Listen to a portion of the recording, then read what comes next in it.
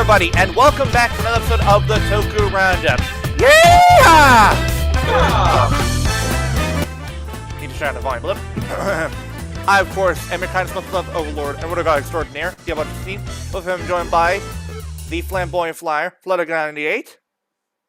Coding! Oh, jishte. And the Spirit King, Hiiro. Well, I mean, I did it last week. I might as well say it again with what I said before. Well, I'm going to be haunting some ass. And yes, then it started sticking. Okay. Anyway. But yes, in case we haven't made it clear before here, we hope that everyone's doing well during the quarantine thanks to COVID-19. Mm-hmm. And we hope that everyone's staying safe, staying indoors, more importantly than having any sort of get-togethers. No, I don't care if Easter or Sunday is tomorrow. I don't care how religious you are, stay in fucking doors! Do it! Like, they literally told people for Easter, do not go to meet your family. Just do it with, like, the people that you live with, basically. If you live with anyone. Yeah. And if you are planning to have a get-together, Heather on her tomorrow on Easter, or in spite of this, as you're either very brave or very stupid. Okay, if you're going to... wait, hold on. No, wait, brave's not the right word. What's the opposite of that? Foolhardy? No, I'm making a DFS reference. Flutter? Wait, what? No, not brave. What's the opposite of that word? Remember the whole... Well, I'll do it myself. Retarded! That's it. Yes, thank you. Yeah. Anyway, now then. And of course we had a keyword puzzle this week, so... Perfect puzzle. What's the next stage? And last week, and let's see. Here.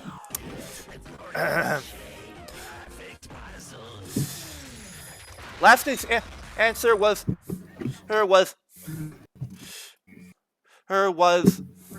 hang on, let me try and look up the proper name here. Hades Beastman Berserk King Bredon.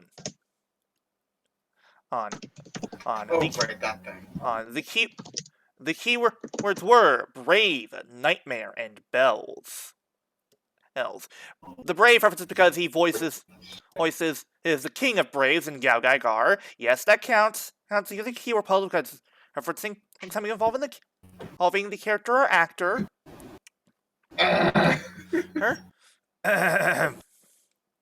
Nightmare, of course, because, well, he's from hell. Mm-hmm. And bells is due to the whole thing of wedding bells, because he was in the movie Bride of Inversia. Mm-hmm.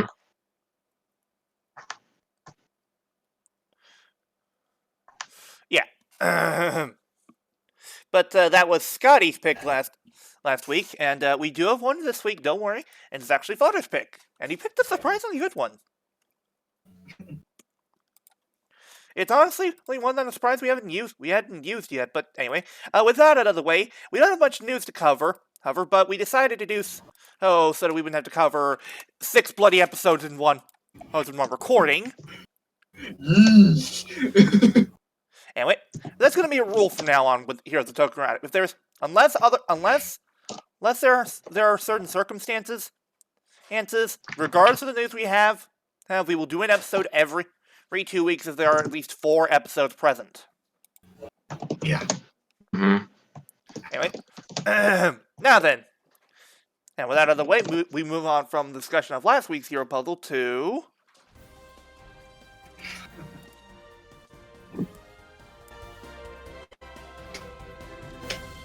the Toku Roundup news! And we start out with news involving 01010101. DL, do you want to take this one or should I? I'll take it. All right. So this is technically the kind of giveaway stuff that we're discussing in the recent episode because, again, we're behind on news, but regardless. Yeah. So it revealed that Zai Enterprise will have won the job competition and takes over Heat Intelligence, which prompts Aruto to start a new upstart business named Heat Manufacturing. Even though it's technically not Aruto, but we'll get to that in the episode. Yeah. Anyway, AIM's members will receive an upgrade through the Raid Riser and become Battle Raisers with the Horseshoe Crab Progress Key, with the ability of Hard. Hard. Hard. I'm sorry, people. The jokes write themselves. And the worst part is we had a raider whose first ability was blow. Oh my god. Oh my god. Guy is literally just the ability of two of the pro guys. He's a blowhard. Yes, he is, Yeah. actually.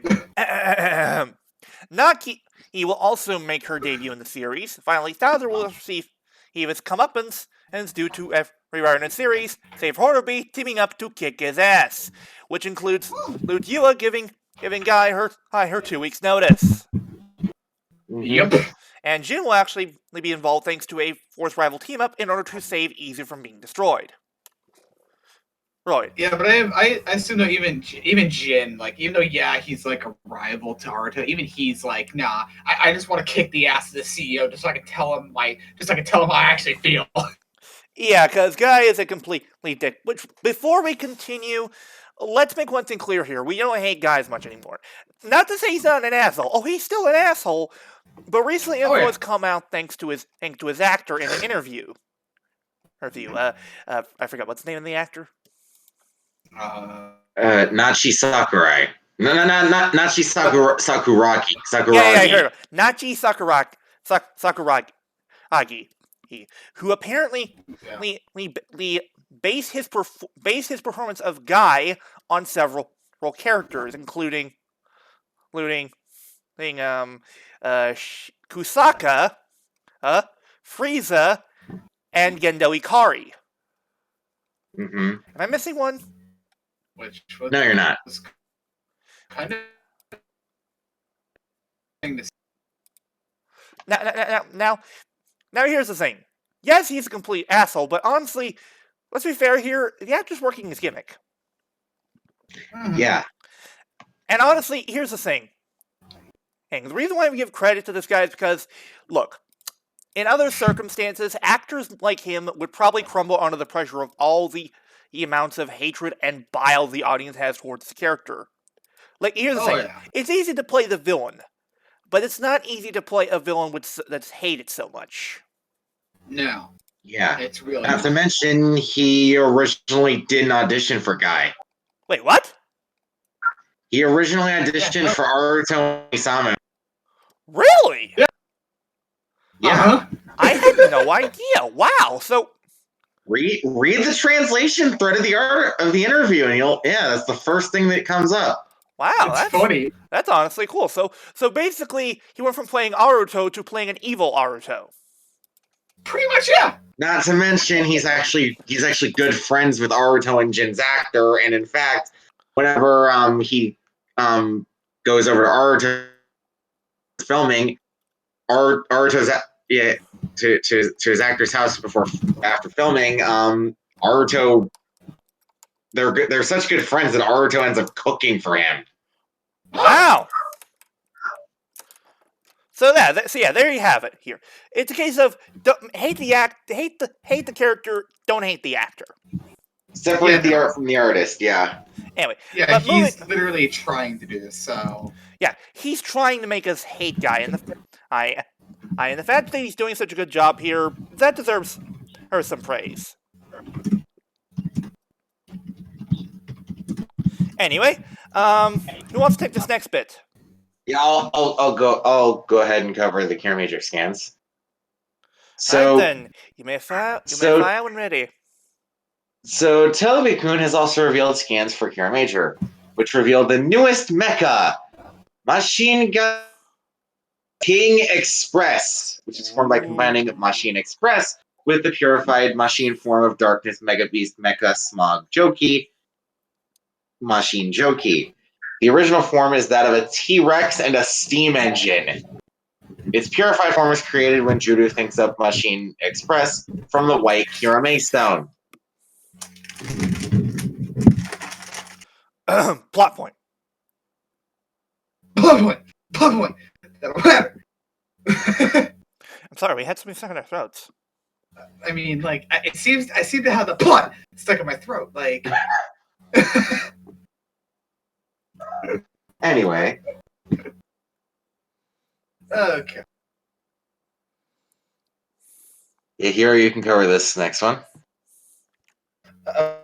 It's kind of funny that you get the guy who kind of goes off the thing involving an officer. Yeah, that makes sense, but whatever. But as we said last time, Metallic Fan Subs has started subbing Shider, which is the final entry in the trilogy of the Metal Hero series. The first batch is the first 12 episodes in both DVD and Blu-ray format because of course you can't because of course some people like their content in higher qualities because Yes. Now, speaking of subs, before we go any further, yes, we're aware of the fact that the Geo Final State Show and the Zangetsu who Gaiden have been subbed. Yes, we do plan on riffing them at one point. But not now. Mm-hmm. I know what I forgot to do today. What is it? What'd you forget? Look at the next article, and it'll literally tell you everything.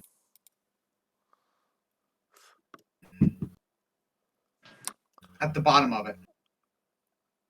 Let's see here. The pricing. Yeah, you forgot to Oh do shit! conversion. Fuck. Relax. No harm done. We'll stall for time. Anyway. But yes, we are aware of the fact that both have been subbed, and honestly, yes, we're very excited for it. Are we gonna give the subber shit for the fact that he got a few things wrong? No, because it's all done by one guy. Mm-hmm. We should be grateful that we even got the stuff in the first place. Uh-huh. I'm hoping at one point sub hubs the other final stage shows. Like I want to see the XA final stage show where we got to see that new version of Kronos. Mm-hmm. Ooh. What do you mean? What'd you say? What do you mean new version? It was either a new version of Kronos or Game Deus. Let's see here. Game Deus. It's probably Game Deus Muteki. Yeah, that's what it was. Yeah. Which, by the way, oh my god, that thing looks gorgeous. It's a repaint, but I don't fucking care. It's a repaint. Beautiful. Okay. Which, by the way, Gende's use Muteki actually uses a reused prop. Oh? The sword? That's taken from a Gosager monster from a V Cinema. Oh shit. Even though there's a couple things that we don't like about the stage show, like Nico's snipe. We can ignore it. And even though we do get baby Poppy, so yeah. Or Poppy just acting like a baby. She's the baby, gotta love her. Yeah, but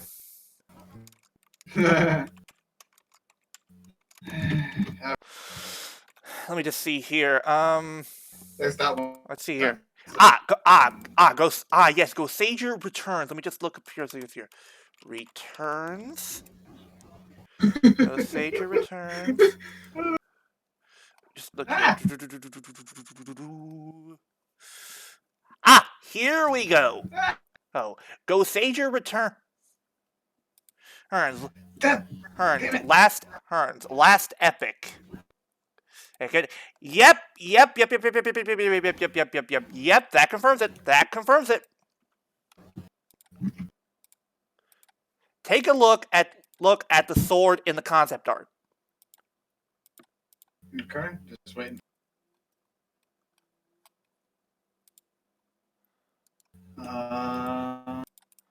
Oh, yeah, definitely. I think I've actually. What the fuck is that thing? That is King BB. Yes, it's basically Okay. it's basically the king of the. It's basically the. It's apparently a BB bug that survived destruction and evolved into a humanoid form. Oh, fucking hell, Jesus. Which, good lord, that thing is the stuff of nightmares. Mm-hmm. It doesn't look like there's actually that many prices, so I'm already into the toy news with conversions. Good. But still, we're very grateful for the guy for subbing and the stuff that he has. Keep up the good work, dude. Oh yeah. Dude, we greatly You're appreciate one dude, it. for God's sake. I mean, you're one dude, for God's sake, so it's like, if there's any fucking problems with it, you're one dude, so obviously no one's gonna say shit if you're, again, one guy. How much shit by yourself? Yeah.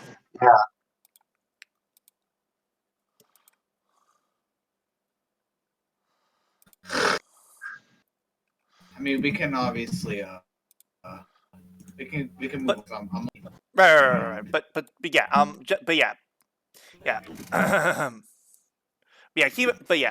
Keep your eyes out for an eventual riff of the Zangetsu stage show and the GL final Yeah, stage that show. gets to play. Yeah. Expect that at sometime in the future, people. Stay tuned. Anyway, next up, we've got Kira Major news. It's involving the Blu-ray collection, which, by the way, if you haven't heard already, people, the full versions of the ending and opening are available right now. I'll go download them yourself. Also, You don't really need to download them. Remember? Oh right, that's right. Because apparently, Toei's branching out because now we're getting Sentai music on Spotify. Yeah. And when we mean Sentai music, we mean every opening and ending. Sadly, none of the inserts have been added yet, but still, progress. Oh yeah. But if we're getting endings and openings, it's only a fucking matter of time before we get everything else. Exactly. And I'm happy on Spotify because there's ads there, but like I don't have to worry about anything particular. But Yeah. Anyway, but who wants to cover the Cure Major Blu-ray thing?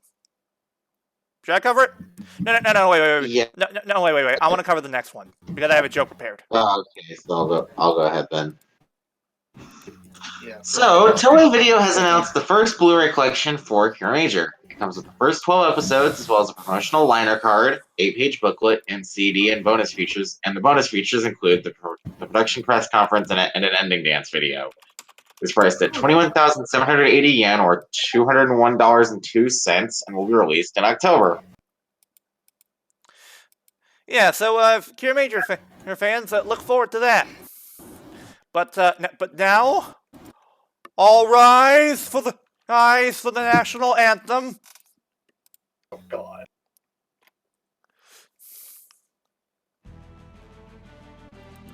All rise for our national anthem, for the return of the one and only Segata Sachi. Wait, what? What?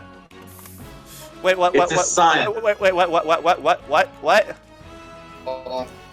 Yeah. What do you mean it's not Segata Sanshiro? It's his son. Okay, but yeah, all joking aside, it's now Sega Sanshiro. Second, But yeah, I love how in the video, whenever he pops up out of nowhere, all he says is just "Second, That's it. yeah, that's it. And then at the end of the video, he wait, sees he does all this and he does not judo throw a single person? he's in a school, DL. I don't care. Judo throw those bastards. You think that stopped Segata? It didn't. Judo chop a child in the throat. They won't get angry. Judo throw. Roar, chopper, puncher, anything. Do you think Segata was not above that? Or hell, dress up as Santa Claus and spoil the Christmas. I don't know. Just do something. Something, okay? Do something. Anyway, DL, go ahead. Anyway, but yeah. Hiroshi Fujioka, his son, on Aito. it says Maito. I said Maito. You said Aito. I heard Aito. No, I said Maito. I heard Aito. Weird. Anyway. But yes. Sega Shiro, always played by Maito Fujioka, who is Hiroshi Fujioka's oldest son. And his character will appear in Only three. son, actually. Oh, Yeah, you could have mentioned that. fair enough. Anyway, his character will appear in a 3-episode-long video series. The first episode was received on March 25th, with the latter two being released in mid-April and mid-May, respectively. Which probably be expecting the next episode to be released soon, given that we're in the middle of April. I think when they mean mid-April, they're gonna mean like probably the 15th or the 16th, probably. Probably. Anyway, but yeah. The only complaint I would say is it would have been nice if Segata actually appeared in the commercial to sort of pass on the torch. Yeah. Or just Yeah, even though they did actually give a nice touch as to what Sega's wearing over his shoulder. Yeah, I know. It's just not the same. It's just it's like if we didn't have the Sentai handoffs at the end of every series. Yeah, that's fair. Yeah. And I mean, you know the actor isn't gonna be able to make it there, but you want to at least see the character like pass on the torch to give his blessing into his predecessor. You know. Huh? I mean, you also got to pass on the curse of the karate chop action. Yes. Though let's be fair here, Segata was probably busy fighting Chuck Norris in space. Anyway, moving on from that, we got info involving Metsubo Jinrai. Yeah. With a MOOC book. But wait. I don't see any MOOCs. Unless you're talking about the media book. It's called a MOOC book. You should have expected me to make the joke. Yeah. Or magazine book. Yeah. Anyway, moving on. Yeah, I'll cover this. So Toei has revealed a new magazine book that focuses on MetsuboJinrai.net. This is a photo book focusing on their actors, namely Shuya Sunagawa and Daisuke Nakagawa, the actors that play Horobi and Jin, respectively, as well as thoughts from the cast and staff. It is priced at 2,750 yen, or $25.38, and is available now.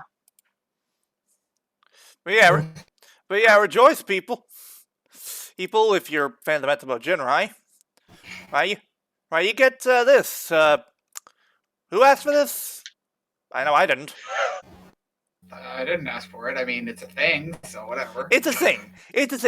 Now we gotta bring down the mood a little bit, but little bit, but thankfully we won't keep it down too long because we have news involving our recent Red, which, if you people are aware, you probably already know about this. Yes, Yeah. I'll take this next bit. All right. Now, for those of you who don't know, Ryo Komiya, who the actor who is playing Juru, aka Kirame, a Red in Mashi Sentai Kira Major, he was tested as positive for COVID-19. And he stated that he was feeling sick and stopped filming last week, though thankfully Toei has a backlog of episodes filmed that will air into mid-May, and are hopeful that his diagnosis will not affect filming of the series. It was recently revealed that his condition is starting to improve, and he has been discharged from the hospital. However, he has to be quarantined for 2 weeks before returning to filming. Anyway, Yeah. so from all of us here at the Toku Roundup, Komiya, would it be Ryo-san or Komiya-san? Komiya is with the naming convention in Japanese is last name first name last. Right. But okay, from all of us here. Also, you want to know what is Oh, go ahead, DL. Yeah, from all of us here at the Toku Roundup, Komiya-san, we hope you get well soon, and also for any of you assholes who may be giving us Toei shit for this, don't. It's unexpected circumstances, and for God's sake, the man's sick. Heck, and he's only 17! He released a statement after getting discharged, saying, I, Ryo Komiya, was discharged today, April 9th. I'm going to spend the next 2 at home, self-quarantining, basically. I'm sorry for making my fans worry so much. I'm also sorry to those who are inconvenienced. I was incredibly encouraged by all the warm messages from everyone supporting and looking forward to Kira Major. In particular, all of the kids who have always supported Kira Major. I received a lot of power and strength from those text messages and letters I got. No. I saw news of Shintaro Fujinami, the first Japanese pro baseball player to test positive, and I think seeing this allowed me to realize the symptoms I felt and made me able to convey my concerns. In my case, my nose wasn't clogged, but I couldn't smell or taste, and it felt like everything I ate was solid. Even the bitter taste of coffee seemed like water. Although I had no fever... Okay, real quick. Because of that, I'm contractually obligated to make one joke. Oh boy. Just one, and it's not a bad one. Wait, hold on. Not tasting foods. Everything tasting bland. My God, he's become an overlord! Well, solid, but yeah. You had the joke. Apologies, people. The joke was right there. I couldn't resist. Anyway, and it wasn't although a bad I had taste. no fever, it became although I had no fever, it became difficult to move my body. It was as if I was carrying heavy luggage. Even though I'm young, I was infected, so I hope that this serves as a reminder that everyone is at risk of infection. Everyone, please stay indoors. Remember to wash your hands and gargle. Please wait just a bit longer, and I'll definitely be back as a healthy Kira Red once again. Nice. Uh-huh. Also, on another subject of COVID-19, major props to all the actors in both America and Japan that are wishing well to everyone out there who is in quarantine. Yeah. And bravo to all of you. Oh, yeah. Especially, of all things, fucking Kohei Murakami and Asakura's actors. Or it's like, holy it's been shown that Murakami's been very cleanly. Well, true, but still, these are guys who play villains usually, so you don't usually expect. True. Yeah. It's less expected from Asakura's actor. Yeah. Or it's been confirmed Murakami's a nice guy. Anyway, now we really have to bring the mood down because, people, Thanks. We got another death in Toku. Oh boy. Hiiro, go ahead. Well, on I think it was at least a month ago at this point. Yeah, March 21st. Well, yeah, like 20 days ago, basically. It was reported that the voice actor Hiroshi Masuoka, whatever, passed away. He was mainly an anime voice actor. However, he did voice a good chunk of the Monsters of the Week and Go Ranger, as well as I can't believe that I can't take this name seriously. Navigator Gator. Yeah. Gator. That's exactly what I thought when I read that name too. And Dengeki Sentai Changeman and defense teacher Haniwa ventriloquist. Wait, what? Huh? Excuse me? And Ghost Sager. I mean, Die Ranger. I was at Ghost Sager, god damn it. Because the first part of the tale throws me off, okay? Obviously, and then his most two notable roles in the genre were the narrator and God and Gowring. it was. It's not boring. I can't watch it. It's not boring, yeah, from what I've heard. Yeah. He passed away due to rectal cancer at the age of 83. Damn. Yeah. You know, one thing I've always had weirded out about some of these other types of cancer is how do you get the other types of cancer though? Don't question it. Like that. I'm not gonna actually question it, but it's just kind of weird at all. But obviously, we give our condolences to the friends and family of him because, well, yeah. Yeah, but a moment of silence for his for what happened, and we're back. Now then, and let's move on from that and go to happy stuff like the toy news. I want to cover this. DL, you mean the toy news? All one of it. Yeah. Yes, we have DX King Express from Kira Major. It said that includes, of course, Machine Express and Machine Jockey. And, of course, Machine Jockey can change into the awesome as hell Smog Jockey. Yeah. Who is essentially just Triptychon if he merged with a train. Yeah. No, wait. You know what? Hold on. Hiiro, I think you know where I'm going with this. You know, this is basically what would happen if Triptychon merged with Omega Supreme from Energon. I know exactly where the frick you're going with that, you terrible, terrible bastard! What was that? I didn't hear you. I said, you terrible, terrible bastard. Okay. For context, Flutter, in the series, Omega could take two forms: a battleship and a train. That's not a joke either. That's actually not even a joke. That's meant to be taken seriously. And it is literally called the Omega Train. Oh my god! Woo, woo. All aboard the less than impressive train! Hang on. Transformers. Here we go. Yes, here it is. Behold, Flutter, the Omega Train. And this is actually what the actual episode was, what American was called.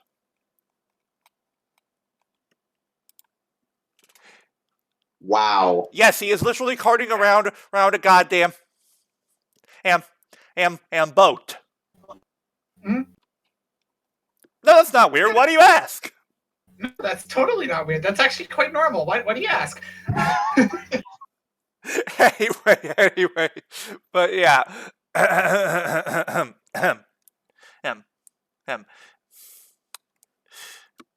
The price for the set is 7,920 yen or $73.10, and were released on April 18th. So that's oh wow, only a few days from now. Sweet. Only like a week. Yeah. Anyway, moving on from that, we got the premium Bandai news, and woo, we got a lot. And here's the thing. Guess what? Neither of you bitches are able to steal the first two things, because guess what? All right, the fashion. Oh wait. Hiiro, not just the first two things. I think it's like the whole thing, I think. No, it's almost. Almost. It's like, besides the last two things, the whole thing's me. That's funny. Anyway, go. Okay, so of course, I'm actually going to. I'm not gonna read the second one off because there's technically two sets of Zero merchandise that do the same thing, but yeah, they've revealed more merchandise to commemorate the 10th anniversary of Zero. That being a bangle bracelet. Basically, just think of the Let's from Taiga, except it's just more of a bracelet. instead of a Let. No. No, I mean like jewelry instead. Well, no, let me explain. Since this is actually based on Zero's bracelet from Revenge of Belial. Yeah. And only Saga. it's more well, bracelet. Yeah. Let's which, by the way, wait, you should totally check out our riff of that hashtag cheap plug. Wait, damn it! Apparently I did one of the conversions wrong because the price is the same thing for two of them, and that just the end prices are not. Anyway, Fuck. but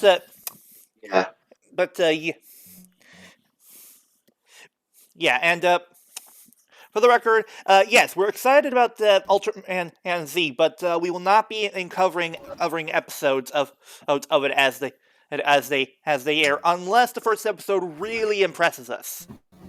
So we've already got a big workload as it actually does. Yeah. Apparently I have to redo one of the conversions because great! I didn't notice I copied the same price twice. Yay! Bum bum ba-dum. Meow. No, not fucking. Okay, I think it was. Okay, I think that was the. Oh, I didn't even actually look at the price. Actually, got the right price. Nice. There, that one's fixed. That one was. Okay, now then, and here you can continue. Yeah, obviously it's a bangle bracelet designed in the style of the Ultra bracelet. Obviously from that, with the gold line across the center with three crystal blue diamonds in the center. Ooh. Wait, here. Do you hear that? I hear Ulti furiously typing into you saying, "Buy me this." You know what the worst part would have been? I need to actually one of these times I need to send her some of the news ahead of time and to see if this actually happens one of these times. Oh, you know for a fact she'd want you to buy this dude since Zero's her boy. Oh yeah. It's priced at 16,500 yen or $152.29 with tax, and it'll ship in June. And next up we got fuck no, here we go again. Oh boy, here we go. Fucking Deno merch. Why is there more Deno stuff? You're still here? Not that I'm not harping on Deno. It's just I'm harping on the fact that they're still doing stuff for it. It's a case of you're still here. It's over. Go. Go home. Go home. Go. Go.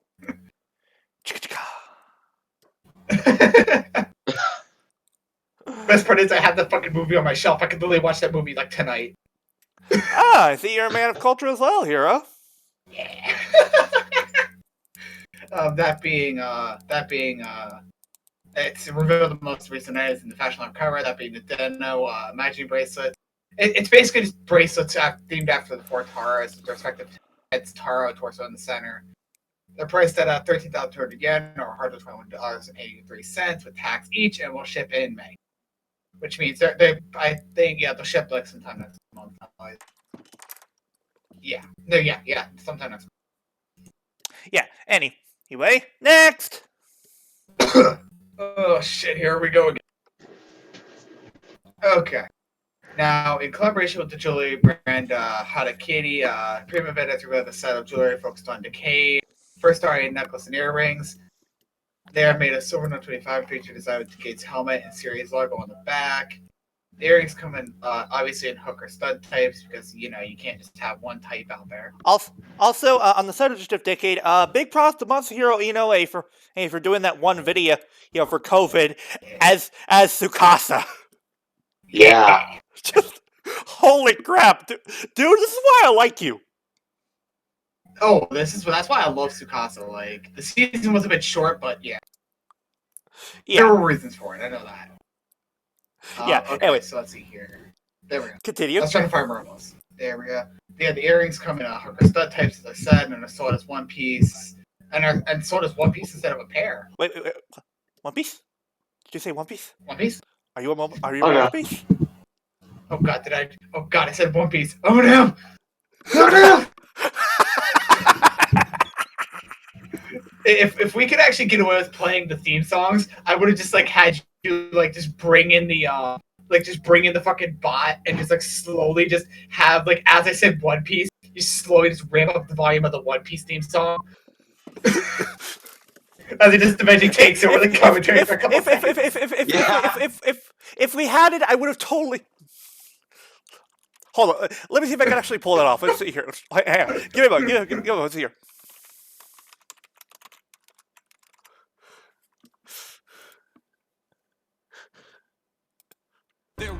Okay.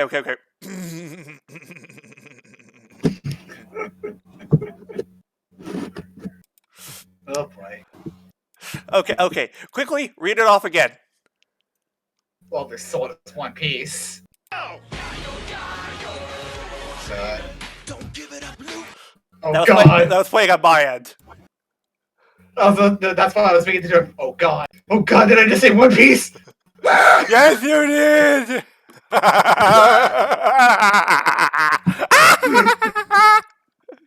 Oh my God. And obviously then there's obviously next is the matching ring for it because with jewelry you can't just have one thing. No, you gotta have it be matching. Yeah. The necklace is priced at let's see here, 9,405 yen or $86.81 with tax. The earrings are priced at 7,425 yen or $68.30 with tax each. And the ring is priced at oh shit. Goddamn, that's expensive. 42,570 yen or $392.91 with tax. And they all ship in June. Anyway, moving on from that. Oh my God, I'm not even close to done yet. There's 3 more. Just 2 more after this. Go on, you can do it. Okay, but yeah, Premium Bandits revealed a set of merchandise focused on check it out from 01. The merchandise includes baseball cap, blue, and has his logo. Basically, all the stuff I'm pretty sure has the logo on it.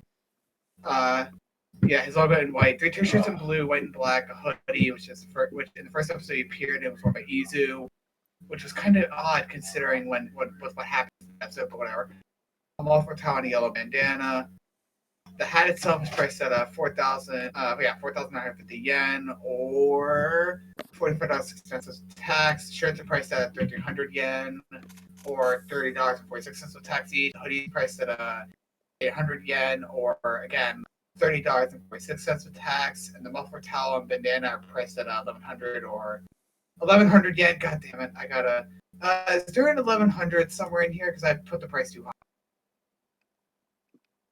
Because I did it wrong again by accident. Nope. Really? How do they do that? I'm pretty sure 1,100 is usually it's somewhere in the $8 range. I think you. Let me quickly go do a conversion for it real fast, and then I'll. Apparently.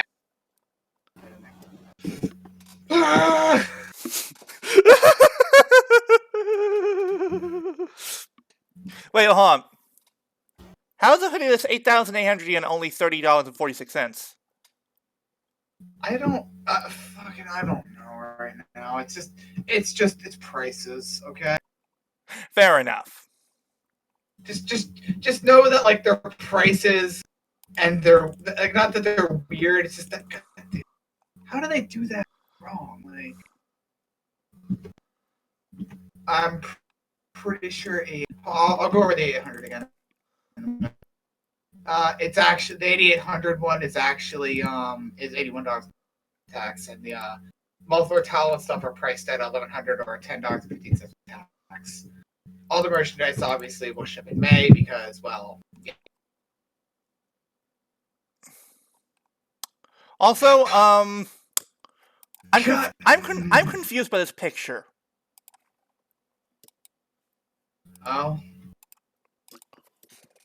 What in the hell? What? What? Since when did they used to wear casual clothes?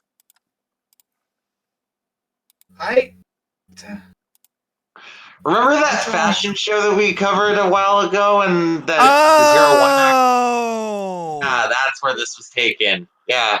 I will say, her actress is a little bad in the casual clothes. She does, yeah. The rest of the fucking versions are correct. It's that one little bit my mind just decided to go.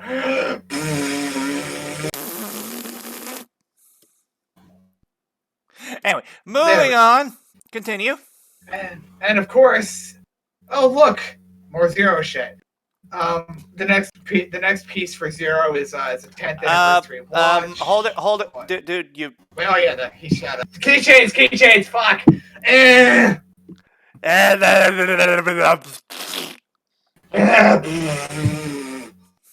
Okay, but they have they obviously Pyramid has revealed the second is focused on the three villains of the three most recent Sentai series, which were designed by Masato Ahisa.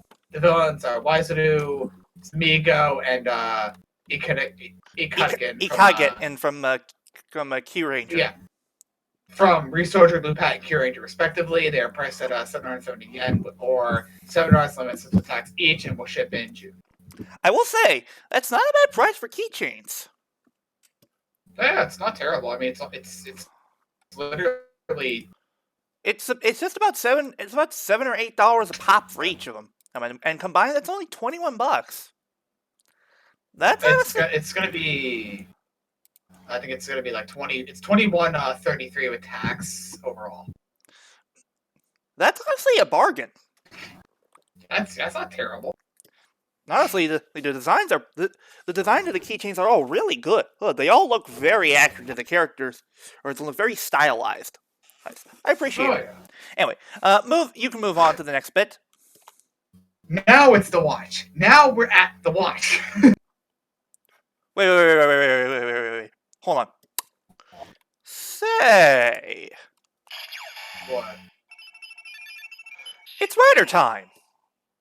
Oh my god. Oh god. Okay. Yes, but, and yes, audience, I did steal the Miller time. I'm bit from Linkara. All right, what are you gonna do? What are you gonna do? Sue us? Linkara, please don't actually. Please don't stop. We wouldn't survive. we actually would survive. No. Yeah, but obviously, in commemoration of the 10th anniversary of the second thing, commemoration of the 10th anniversary of Zero, we're getting a stainless steel limited edition watch. The case and basically everything, I think, minus the watch, like the watch bits itself, are made of stainless steel. Yeah. It's priced at 29,700 yen or $274.12 of tax, and will ship in August. Oh. I see. Well, this next bit of news doesn't look like Flutter's going to be here, so it looks like I'll just take it from here. No! No. Besides, you can cover the last bit of news considering it covers your boy. You know I did that just to troll you, right? I know, I was playing along. Anyway, Premium Bandai has revealed a set of figurines focusing on Izu from 01 under the Mimi Cherry line. The set includes 3 poses for the figure. those being her normal pose and Aruto Janaito pose and a gesturing pose. It is priced at 5,720 yen or $52.79 with tax and will ship in September. Yeah, so good luck getting these things through a middleman. Yeah. Anyway, now then, for the next bits, for the last bit of news we have to cover, I got a bit prepared.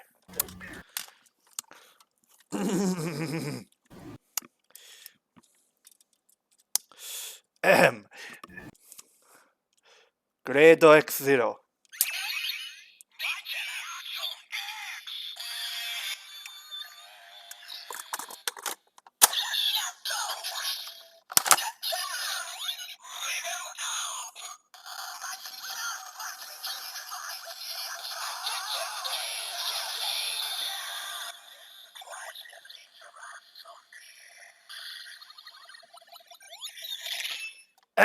SH Figure Arts Gem MX Level X0 has been revealed. This being the version of Gem from the end of the series. It stands at 145 millimeters tall and comes with a Gashcon breaker in blade mode and a set of interchangeable hands. This is a version of the figure that has him wearing the Gamer Driver instead of the Bugle Drivers. Why did it say Bugle Drivers? Why? You never wore that! Flutter! Oh, whoops. Never mind. He just... You wore the Wore normal the Bugle regular Driver! That was Kronos! Bad!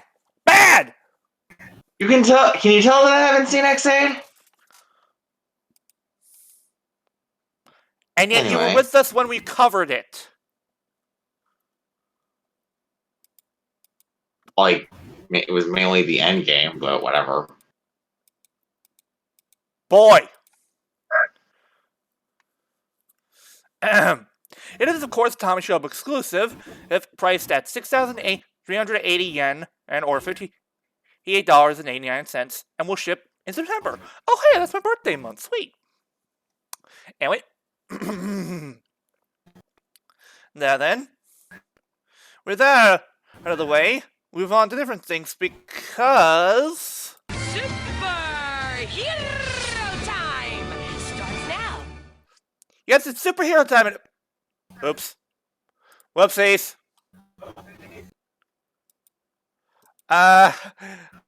Minor technical difficulty here, people, real quick. What? I put the episodes in the wrong order with the slides.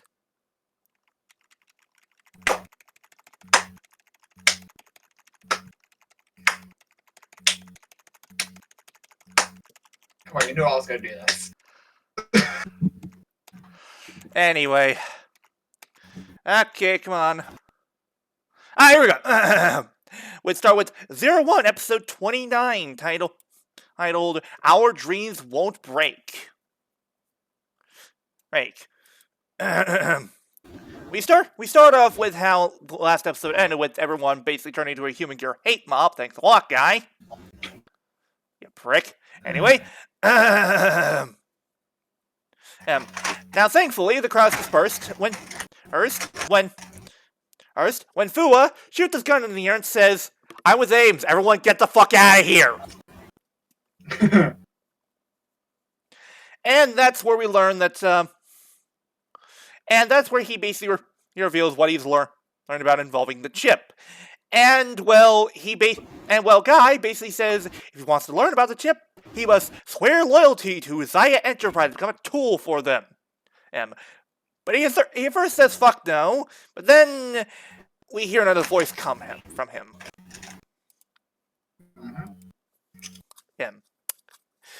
And, well, what turns on Aruto, with both Guy and Fua, double teaming him and Ryder failing him, though thankfully they're able to get away. Now, thankfully for Aruto, there's still time before the voting happens, but try as he will, try as he might, it's no use. People have lost hope for the Human Gears. Days go by where him and Izu are constantly on the streets, passing out pamphlets, regardless of the weather. But no one's listening. And by the time, and eventually, when the day of the vote happens, it's 65%. It's 65% who are in favor of Zaya, and only 3% who are in favor of Eden. Eden's lost. Now, Now we actually get some info involving the whole thing with the chip. Apparently, there's an AI inside of the chip that's in Fua's head. And that turns out to be Naki. Yep. Reason why? Well, Naki's dead. Now they never state that, but it's revealed in Project 1000 that apparently at one point What? What is it? What? That's kind of put into question considering one of the screenshots from the most recent episode. Spoilers! Besides that, it could be an illusion.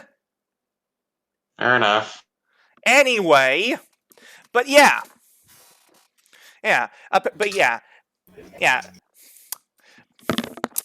Guy reveals that all this time, Naki has been controlling Fua like a puppet. She's basically constantly been taking control of Fua's body, and every time we saw that hooded figure handing out raid risers and progress keys, that was Fua, while he was being controlled by Naki. And Fua is trying constantly to fight but Guy is not willing to let go. And he is losing his mind. And when he asked, and Yua says that even she didn't know about the whole thing with Naki. But Fua asked her a question: is she okay with being used as a tool by Zaya? But she denies she's not being used as a tool, even though she clearly is. Now eventually, Fua is confronted by Jin, who wants to basically free Naki from Fua. But, well, Horobi doesn't want that because he says the Ark wills it, or blah, blah, blah. Basically, he says, no, you can't. The script doesn't say you can. Anytime Horobi shows up on screen now, he's so one note that 90% of people can just pause the video or mute it and just say, the Ark wills it. And that's probably what he's going to end up saying. Yeah, that's pretty much what he's resorted to. The Ark wills it. Wait, hold on. You know what? You can make a meme out of basically him answering every question by anyone. What is the answer to life, the universe, and everything? The Ark wills it. How many ways to get to of a Tootsie Pop? The Ark wills it.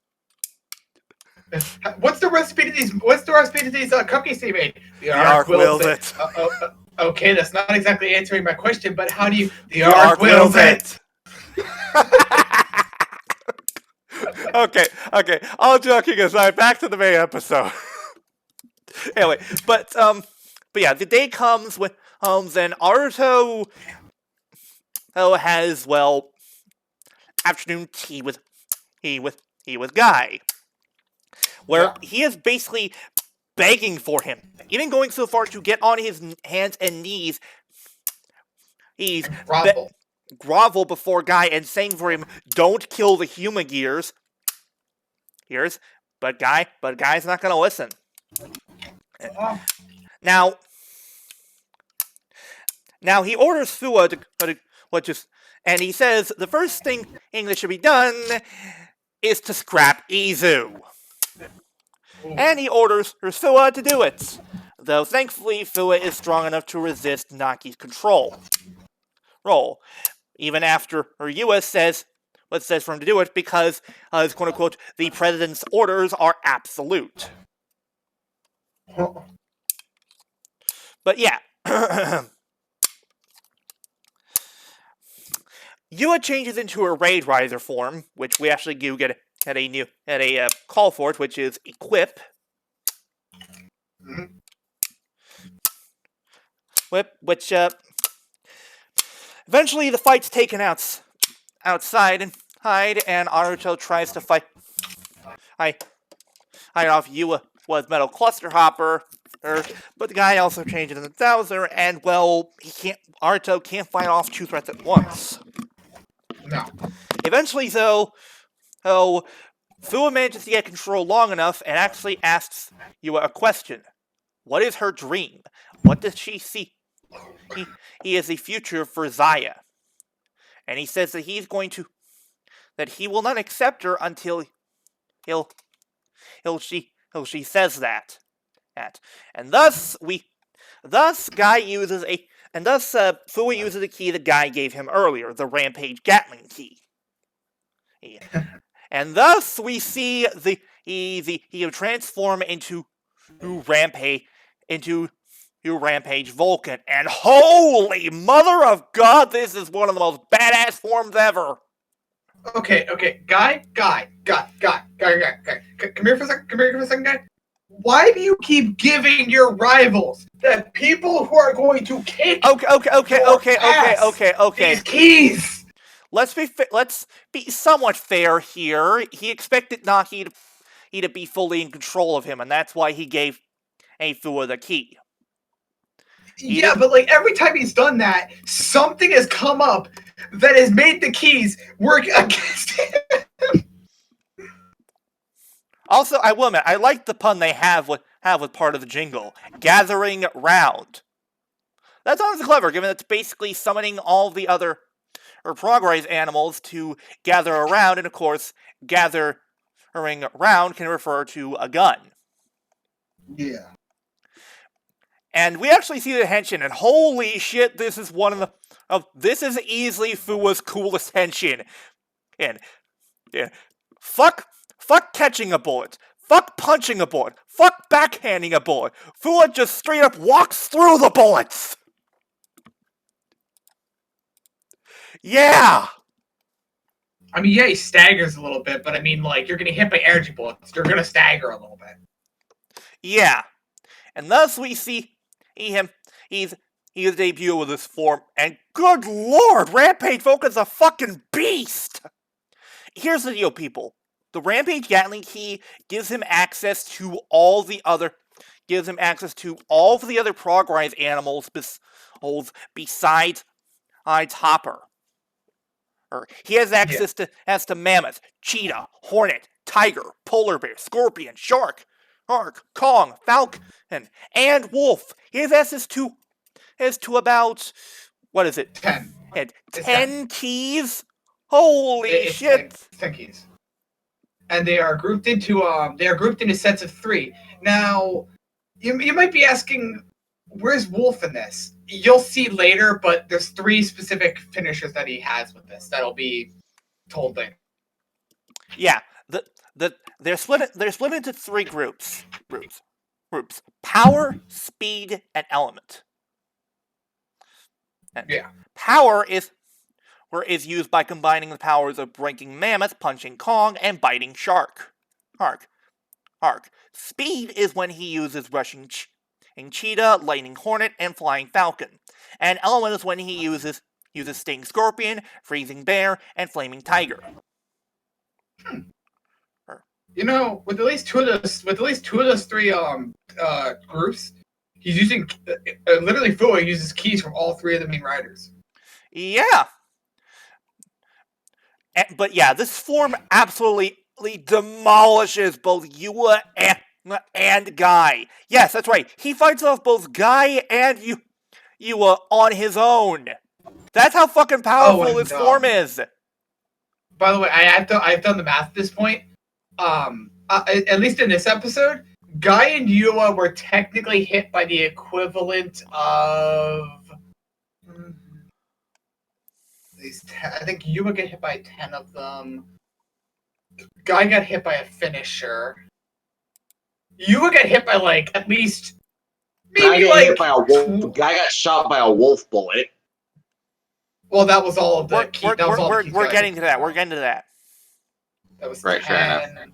Let's see, that was 10. That's 3 more for you. That's 13. That's 3. Yeah, 3 more. 13, 16. She got hit by like 26 progress animals in the span of like a few minutes. Yeah. Also, I love the unique finishers. Like the Rampage Power Blast. If last basically has him handling all three animals to perform a water-powered scissor kick, and Speed basically gives him a flying sidekick. We don't get to see the element in this episode, but we'll get to see it next episode. Don't worry. But well, the thing is, though, is to go off the finishers, because obviously he starts using them because, well, I mean, it's Fua. He's gonna cut to the chase. He starts off with I believe it's the Rampage Speed. Yeah, yes, Rampage Speed Blast. Which, by the way, I love how he cycles through the different types, spitting the barrel of the progress key. That is genius. Oh yeah. And I like how they basically manage to where it's basically the barrel of the back of a gun. Yeah. Again, genius. And for the Rampage Speed, which I believe he used on Guy first, I believe. Yes, he used it. He used Rampage Speed, Blast, and then he used Rampage Power Blast on Yua. Yeah, when he used Speed, he obviously he fires out the Hornets, which I'm like, okay, sure. No, not the bees! Not the bees! And then he obviously starts running he basically, as soon as he starts running, the cheetah takes over. And he basically, I think he runs through the Hornets, gaining a little more speed, I think. Yeah. Before he definitely hits Guy, backflips off of him, no less. And then goes into a swoop dive with the Falcon Flying Wing. Falcon. Yeah, with a single Falcon Wing appearing on his shoulder, which is fucking awesome. And that single Falcon Wing will play into later. Oh yes. Then we have the scissor kick, which I am so glad that we're getting that we're including more kicks in finishers. I have missed that in Rider. And the thing is, though, that with Rampage Power Blast, the one he uses against Yua, he basically, you know how gravity works. He gains about the power of. He literally gains the power of all three of those keys, which essentially, I think, like triples his weight. Basically, I think. Yeah, so much so that when he starts walking towards Yua, the ground shakes and cracks. And yes, and you weren't seeing things. He was running with that kind of power. Yeah. Oh, wait, remember he did a clothesline to Yua. Yeah, he clotheslined her first. It was like a clothesline into a basically a pound kick, and then he jumped up with the biting shark key to do a scissor kick. And then we have the grand finale, the Rampage All Blast, wherein he basically charges all the energy, uses the Falcon and Wing to hold him in place because that's how powerful the damn kickback of that is. Yeah. And then launches a powerful rainbow-colored bullet and a mechanical energy wolf towards his opponents. and utterly annihilates both of them. Like I said, he shoots a wolf bullet at them. Fua, save the badass for somebody else, please. Who the fuck cares? Yeah, that's fucking awesome. Like Fua just walked up to the term "badass," just opened up every dictionary ever, and just slapped his picture right on top and said, "This is mine now." Yeah. Anyway, from now on, if you look at the word "badass" in the dictionary, you won't see a definition. You just see he rampage Gatling. And you won't question it because you know exactly what it means. But yeah, there's not. I don't think there's too much more to this episode besides the yeah. So So a guy walks away with licking his wounds and basically says, "You will regret rebelling against Zaya or crap like that." But by the end, well, it's all over. Heden's now owned by Zaya. However, Aruto's not giving up. Aruto actually quits the company and says that he's going to find a way to fix all this. Yes. And even though it's clear that Aruto has suffered a major defeat, he's not lost yet. No. And that ends the episode. Holy crap! Jesus! That was one of the best episodes so far, hands down. Yeah. No, wait. That is the best episode in this entire arc. Yeah. Granted, Yeah. it's the last episode of the job competition arc, Who cares? They ended it with a goddamn which bang! has been going on for 12 episodes. God. Jesus. Yeah, this is the best episode in the arc, hands down, because honestly what I like is, while it does focus on Aruto, it mostly focuses on Fua. Yeah. Yeah. This is mostly Fua's episode. Oh yeah. And honestly, I like how we get more of an insight on on how he's processing all this. Yes. Yeah. He's hated human gears since the first episode, and now he's basically, now that he's learned who the mastermind is, he's now become a puppet to them. I mean, his literal speech before he even fucking transformed originally was, "My original dream was to scrap all the human gears." Then he literally stops for a second as he I think he grabs the key, as it starts to grab the key out. He's like, "But then what? What was I going to do then?" Yeah. Grabs the key out and just says that he's going to fight for what he fully believes in at this point, which is not scrapping human gears, only scrapping the stuff he needs to. He doesn't know what his dream aim is yet, but he knows for a fact that won't involve Zaya. And he's going to figure it out one step at a time. Yeah. Yeah. I can't give this can't give this anything higher than an A+. Just fantastic. Yeah. Well done. Yeah. But now we move on to episode 30, titled After All, I Am the President and a Common Rider. This takes place at least a few weeks after the buyout finally happened. It's been a good bit. But yeah, long story short. Also, real quick deal, if I may. Yeah. Concerning Guy's nameplate on his desk. Ow, the edge. Just really? How edgy can you be with that font? Jesus. Anyway. What do you want from him? He's evil! Evil! Anyway. But yeah. Needless to say, Guy's now in charge, and unfortunately, Aruto's been left with nothing. Izu's ready to be scrapped. The 01's driver no longer in his possession. And however, Aruto's not giving up. He's been traveling around with a bike, finding broken human gear, and basically trying to fix them. Trying.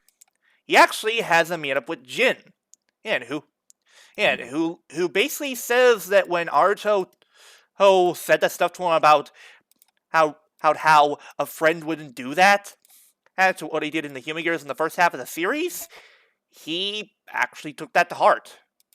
He actually realized that he was wrong. However, he's basically upset that basically now the humans are going to kill all the human gears. Yep. Gears. And well, that's when Yua shows up with to spoil the fun with some new bodyguards, the Battle Raiders. Yep. We discussed them earlier. They're basically the manufacturer grunts of the series that use the horseshoe crab key, which is honestly makes sense since horseshoe crabs are the future are the current version of trilobites, from the Magia. Yeah, and also, if you wanna get like a really good clue as to what they really are, think back to the troopers from I think it was Fies. Oh yeah, the Riot Troopers. Yeah, think back to those. That's basically what those are. That's basically what these are, but with the braid riser and a progress key instead of just a belt that you just shut down on that thing. Yeah, which I will say, all joking aside, they have a cool design. Oh yeah. I like the SWAT motif that they have. Yeah. And it's cool how they reuse parts from the Hard Guardians. Hmm. Which is honestly ironic given their ability. This really is hard. I'm not gonna get over that. No, you're not. I'm never gonna fucking get over that. But yeah, believe it or not, we actually this actually isn't the first time that we've seen them. The first time we saw the Battle Raiders was back in Reiwa, the first generation, and they were actually in the background of one of the scenes involving the CEO of that alternate timeline. And yes, people, we know that Reiwa Gen's been and subbed. We're gonna wait until TV Nihon subbed it since they have the more accurate subs. Yeah. We appreciate the works done by other people, but Nihon's usually who we go to unless we have no other choice. Yeah. Anyway. the Battle Raiders. They prove to be quite effective. And apparently these are actually AIMS officers that are currently under the command of Zaya. Yeah. And we learned that thankfully Fuwa actually defected from AIMS because he knew that everyone who still was there was being a fucking idiot. Yeah. Idiot.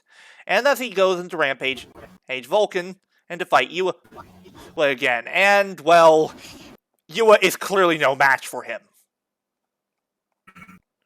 I think anytime Fu shows up now, he grabs the key out. Yua's just like, oh fuck. Time for your weekly ass whooping, and you Oh no, not again! Okay. But this is where we actually get to see the Rampage Element Blast, which is a pretty damn cool one, though. Damn it, I can't decide between all three of the finishers. They're all so cool. First, using Flaming Tiger, he hurls fireballs that fall from the sky, then freezes everyone in place. Using Freezing Bear. And then uses the Sting Scorpion in tail to basically hit them all. Yeah. Holy crap, that's awesome! Oh. Jin gets away, and of course Yua and her cronies chase after him.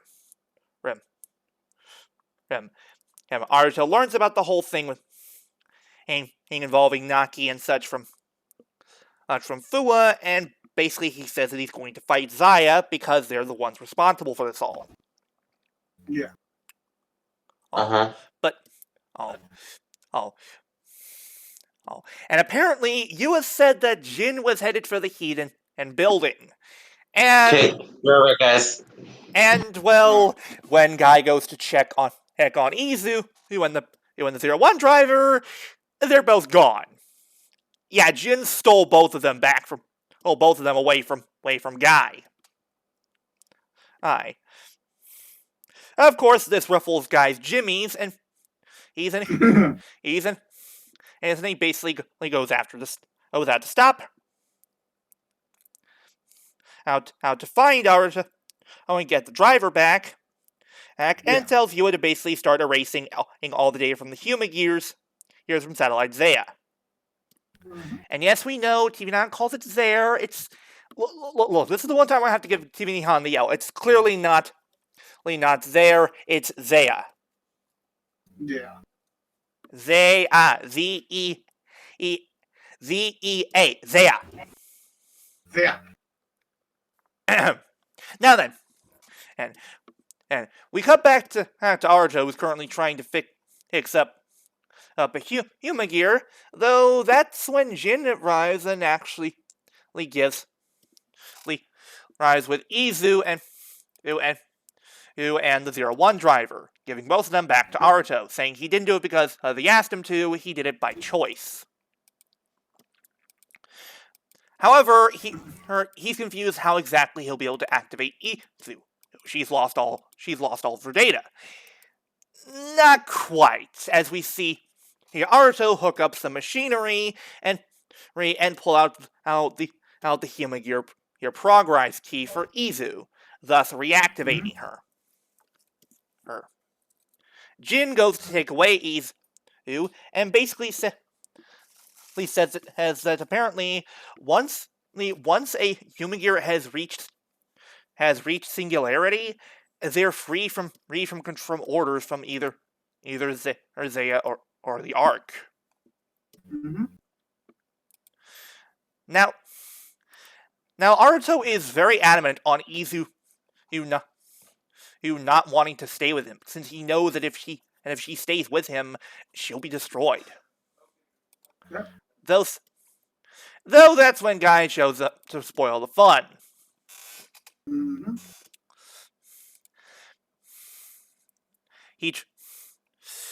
The Battle Razor at one point actually try and shoot it at Izu, but Aruto takes the shot. And that's where he gets... Over. Oh, well, sure. Yeah, that was a short series. Oh, well, it's over. Not quite, because when Guy gets a call from Yua, she says that there's no data there's no data in Zaya. Why? Because Aruto, being the smart cookie he is, took all the human gear progress keys. He's keeping them on his person at all times, so that the Guy could not access Zaya. Yeah, without those keys, Guy can't. Zaya is useless to him. Oh yeah. Besides, if it wasn't for the fact that he had them tied to his shirt, including the one thermometer, which actually took the bullet. Yeah. Which goddamn, those progress keys are pretty damn durable. Yeah. What are those things made of? Adamantium? Apparently. No, wait. Vibranium. That too. Mm-hmm. No, wait. Both? Both. Both is good. Anyway, but yeah.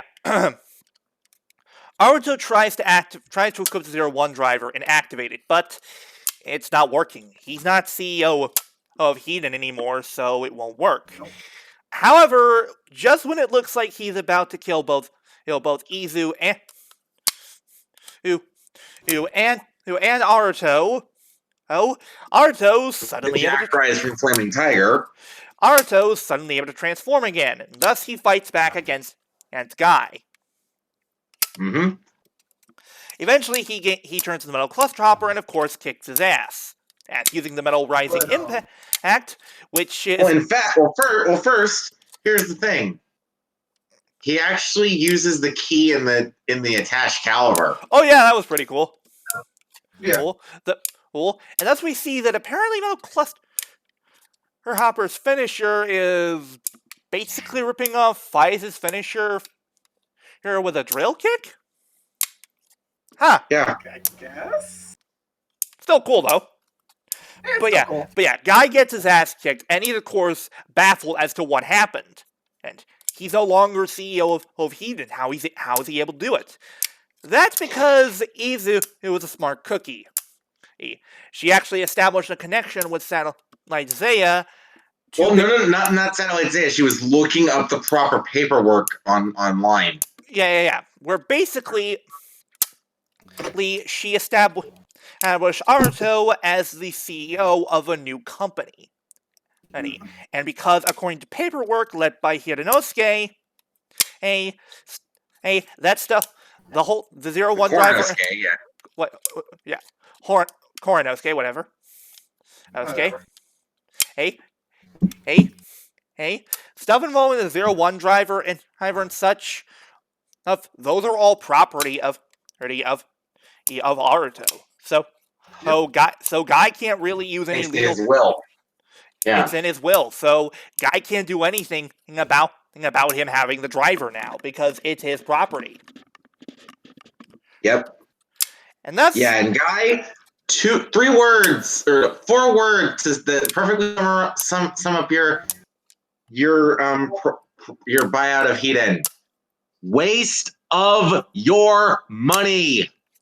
Yeah, this basically means that even though Guy won, he lost. Because the thing is, all along he wanted to put 01 and Zaya under his control. But, well, he owned everything from Hiden except those things. Oops. But yeah. Horobi, he reminisces about the fact that Jin, quote-unquote, befriended a human, but he says he'll never be friends with 01. Let's see here. How long do you think that's going to last here? Let's say, what episode? Yeah. Anyway. Yeah. But yeah. Thus Aruto sets up shop for his new company. Notice, Hiden Manufacturing. Right? Hiden Manufacturing Company Limited, yeah. Whatever. Wherein essentially he will be fixing up broken human gears for people who ask for them. Yeah. For them. Mm-hmm. And we also see that the business cards that Izu who gives him are the same that were given out as ticket items for those who saw Reiwa Gen. Nice. Mm-hmm. And thus that ends the episode. Yeah. Overall, a very good episode, I must say. Yeah. Another good one. Not as good as the last one, but still very well done. Oh, I give this an A. Yeah. Mm-hmm. Okay, now then, moving on from that, we've got Mashina Daikira Meija, episode 4, Princess of a Lost World. Or Princess of the Lost World, whatever. But we start off with the Kira Majors actually arguing about the name of one of the monsters of the week. Mm-hmm. And this actually amuses Mabushina, who makes a strange noise when she laughs. Apparently, it's something that all the most inhabitants of Crystallia do when they laugh. Yeah. However, the fun's cut short when suddenly something's picked up on the radar, and it's a dark Kirame stone. Oh, the others go out to fight it, and it turns out it's apparently the Kirame stone is apparently the private train that was used by Mabushina's family. Oh no. They try their best to stop it, but it's too powerful. Although thankfully they're able to stop it just in time before the train crashes into a building. And that's where as the train pops out Garza, who Mabushina explains what we already knew about from episode 0. Mm-hmm. Oh. Garza basically pleads for Mabushina to help him, saying that he was controlled by, and he was being manipulated by related by Yoldunheim, and that her father is still alive. Let's see here. Who here buys this crap? Anyone? Anyone who doesn't buy this crap, say fuck no. Hell no. Fuck no. Yeah, it's clear. It's a clear deception, but Mabushina buys it given the idea of her father still being alive. But apparently, part of that plan includes her bringing a white Kirame stone to Garza. It's a fragment of the Kirame stone that she was encased in when she landed on with the other Kirame stones in episode 0. Yeah. Yeah. Unfortunately, a Jamenju was brought out to distract the other Kiramagers, and it seems like the exchange is going to go as planned. However, that's when Juru shows up and reveals to Mabushina that, yeah, she's been played. Yeah. And I know what you're thinking. How did he know? Well, I remembered her. Well, the thing is, Juru, who saw what happened to Mabushina's homeworld in a dream. And there was one thing that gave it away, that Garza's been lying to her. Garza explained that Yoldunheim basically stripped him of his emotions and made him a puppet. But then Juru asked him a question. When Odin was being attacked, why was Garza laughing? And yeah, that's when Garza reveals, the reason why he turned on Crystalia is because out of jealousy from his brother. As his brother, as he was quote unquote as imaginative as brother, but he was always looked down on. And he believes that Yoldunheim appreciates his talents, and that's why he sided with him. And thus, what follows in an absolutely epic one-on-one fight between Garza and Juru. And holy crap, this is fucking fantastic! Oh, it is. Not even the fight with Tank Joe on Ryu Soldier was this good. God damn! Yeah. It's clear there's going to be a rivalry between these two. And still, holy crap, this is fucking fantastic.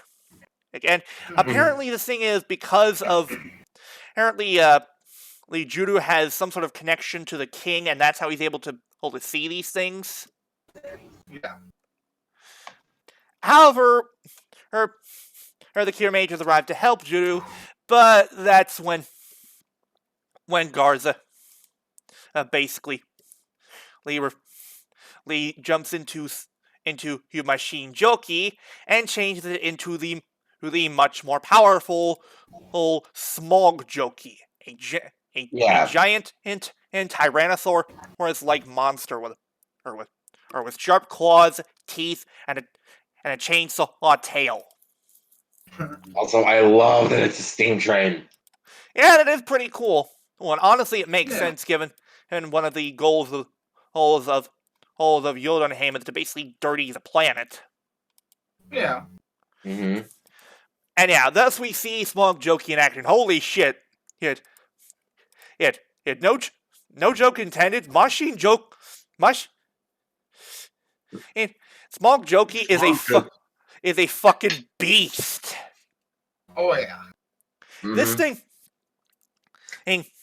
is powerful, and it manages to easily one shot on the Jamenju that got in its way. Because it inconvenienced him is why he did that. Yeah, Garza's one of those people who you get in his way, you're gonna die. Even the one who summons the Jaman beast was even like, oh, he's scary. Yeah, Tarantula. Yeah. And thus, and we see his first finisher, the Burn Blacker, wherein it generates its atomic fire from its draw that basically destroys the Jamenju. Yeah. And thus Mabushi. Oh, and also one more thing we have to mention is the reason why why the Cure Majors weren't able to arrive is because the Jamenju actually helped. They tied it up, but Judah actually used Dayakun, from episode 2. Yeah, you know that thing. Yeah, they actually remembered that thing. Well, they have been. They've used that every episode debut. They didn't use it last episode. Did they? No, they didn't. No, I don't think they did. They didn't use it last episode, but they used it in this episode and the next one that we're covering. But yeah, Judah actually used Dayakun to basically take his place in the cockpit, and while he went to go help Mabushina. And Mabushina actually thanks Judah for helping her see the truth. With Judah being shy and all like that. And that sort of ends the episode. And woo boy, this was a great one. Jesus. Oh yeah. Like, holy crap. Episode after episode, Cure Major's been blowing things out of the water. Oh yeah. Mm-hmm. Like, these first few episodes have been and better than the first few episodes of Bloody Ryu Soldier. Yeah. Mm-hmm. That's not hard to do, but still. Anyway. Yeah. I give this an A+ for sure. Oh yeah. Same here. But yeah. Let's move on to the final episode we're covering, which is Kira Major episode 15. Titled 5. No, 5. Episode 5. Exceeded by Chavelo. Apologies. Anyway,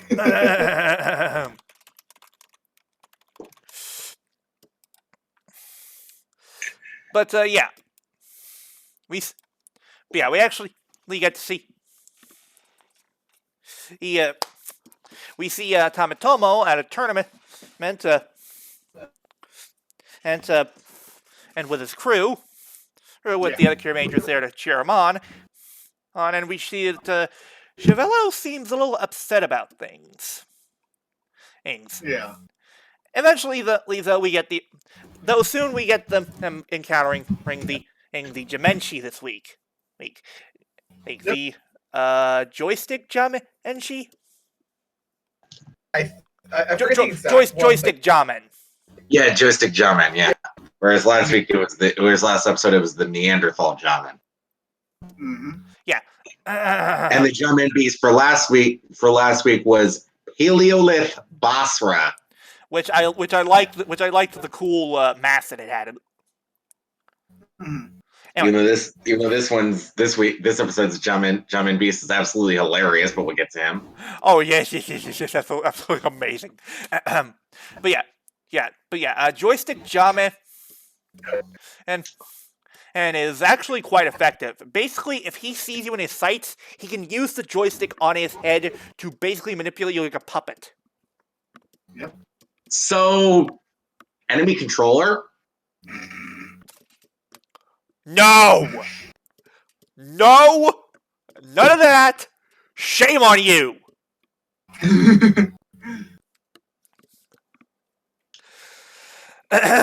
Anyway, the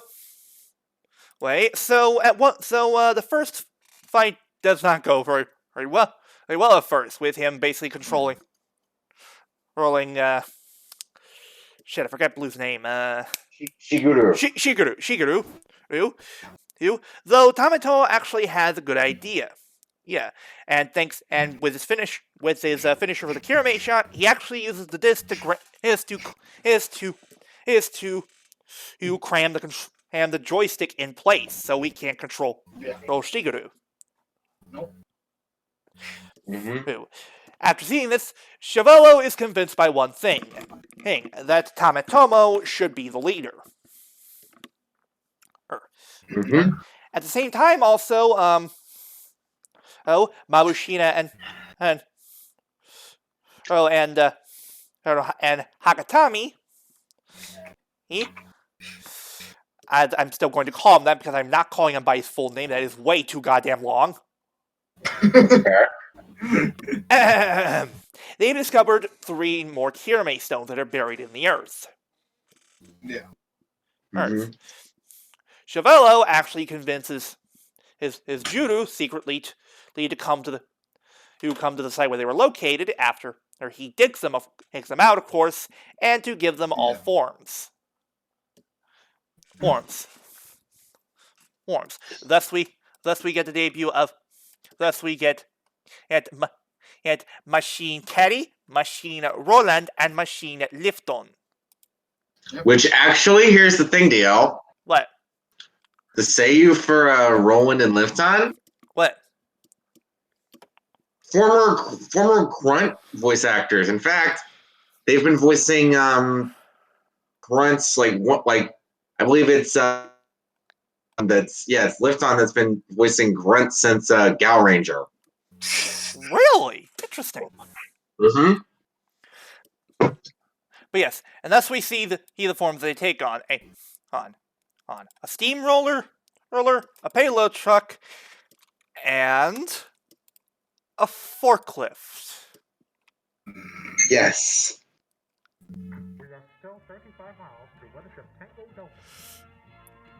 And yes, people, we have to make this joke. Okay, now it's our turn to move. Let's go. Hi, Kiva, Captain. A strap in time, let's get set for action. To walk a hill, off a hill. He tried to kill me with a forklift. Huzzah!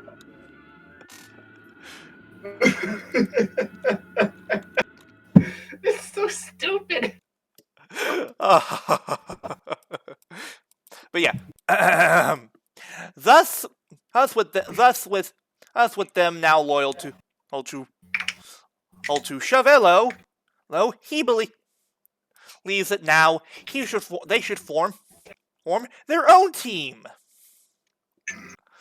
What are they called again? Like I'm trying to remember. It literally might have just been called Tametomo Sentai Tametomo. No. Oh yeah, Tametomo Sentai TJ. Hold on. Let me just look up. Here we go. Here's the actual episode. Let me just turn this down to 0. For every 100 collect.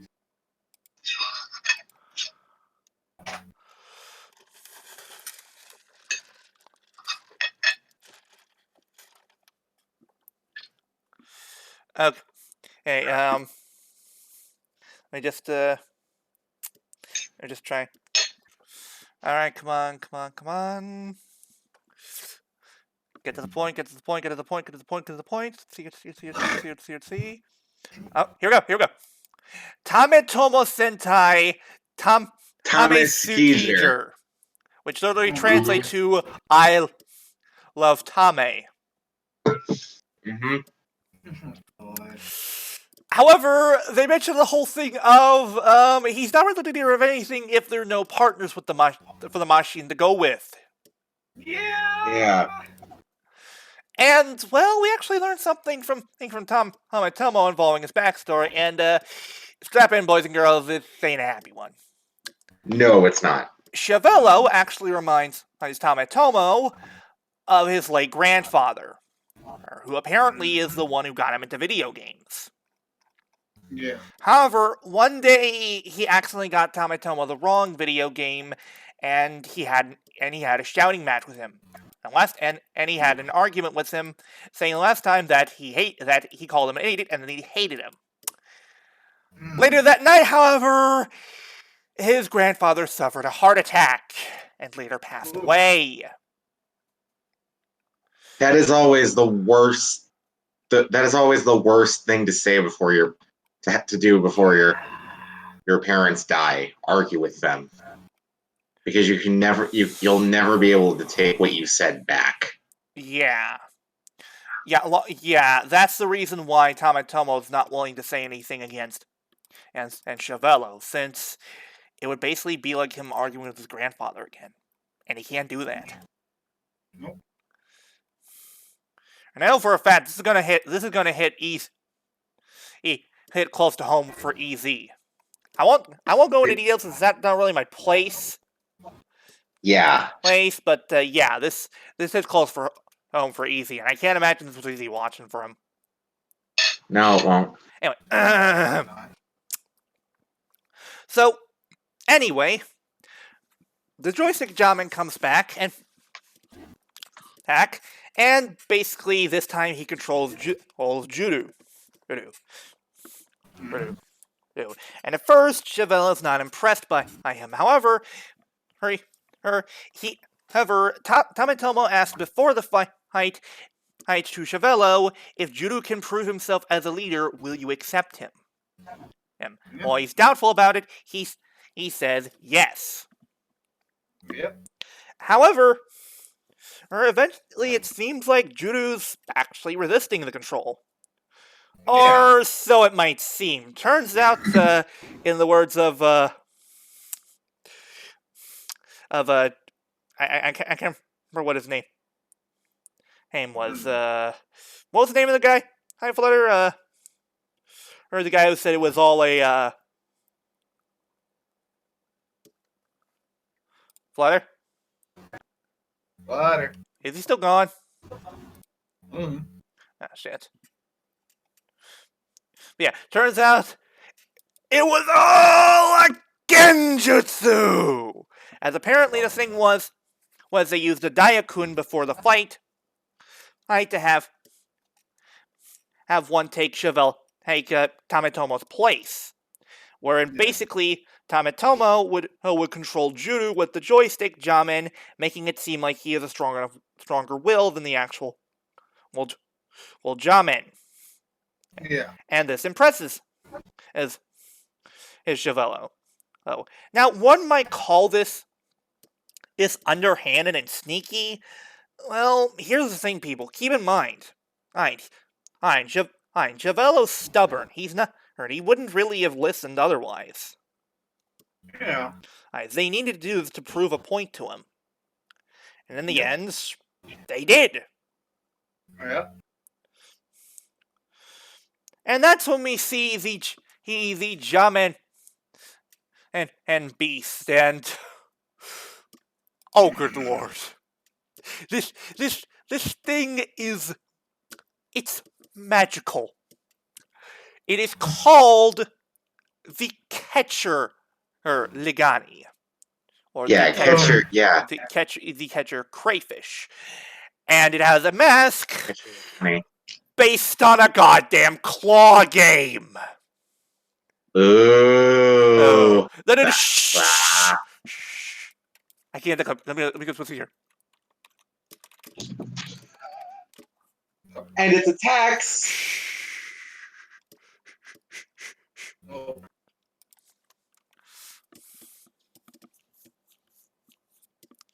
Let me see here. Come on. Oh, okay. Fuck it. I can't. Fuck it. I can't find a short enough clip. Or wait. Hang on.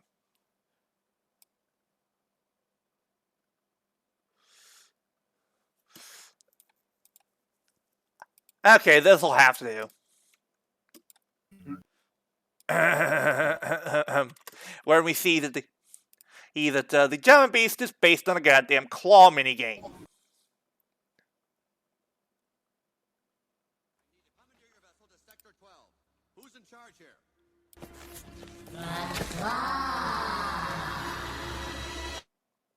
Thank you.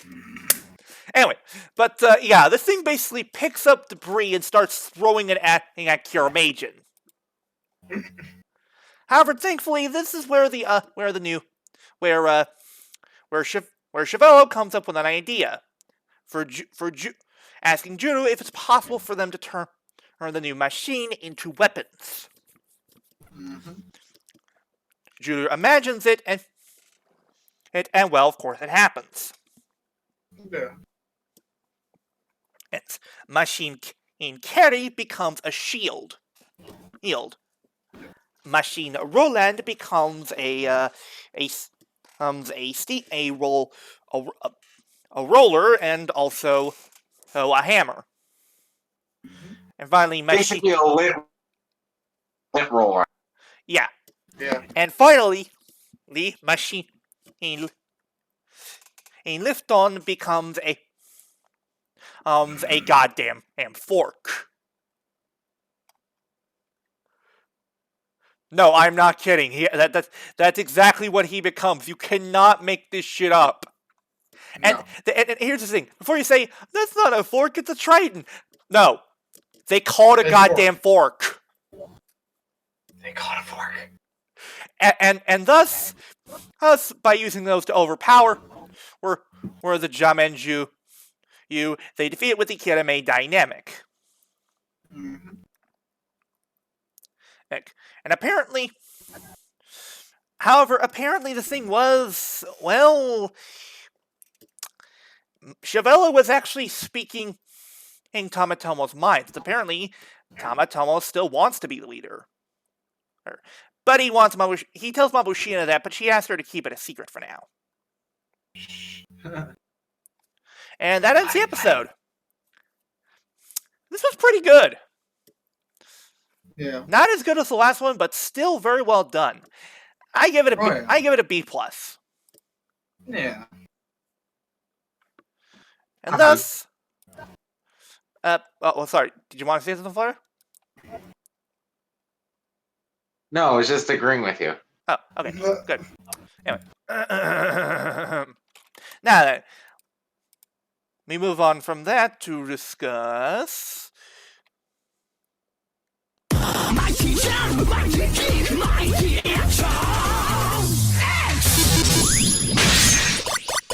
The weekly plugin, and it's my suggestion this week, and this time it's Project SNT. Now, a few of you are probably already familiar with it, but for those of you who aren't, I'll educate you. Yeah, SNT is he is a sort of big name in terms of Sonic. In fact, that's one of the backbones of her channel. Yeah. She mostly does Let's Plays and artwork of stuff,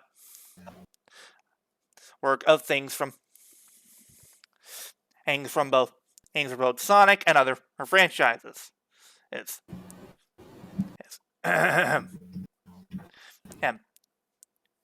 Most recently, she did an admittedly pretty damn cool Let's Play of the game Sonic Forces. Yeah. And her Let's Play is probably one of the most unique ones I've ever seen in my life. Because here's the thing. It's not just a standard Let's Play. It basically focuses around her OC character basically ending up in the world of Sonic Forces, and the gameplay is actually integrated into this little plot. Yeah. Which I have to say, holy crap, that is goddamn genius. And it's pretty well written. And there's some moments that you won't really understand if you're not familiar with their work. I myself was lost in most of it. But it's pretty damn entertaining, and overall very funny. Me too. Ew.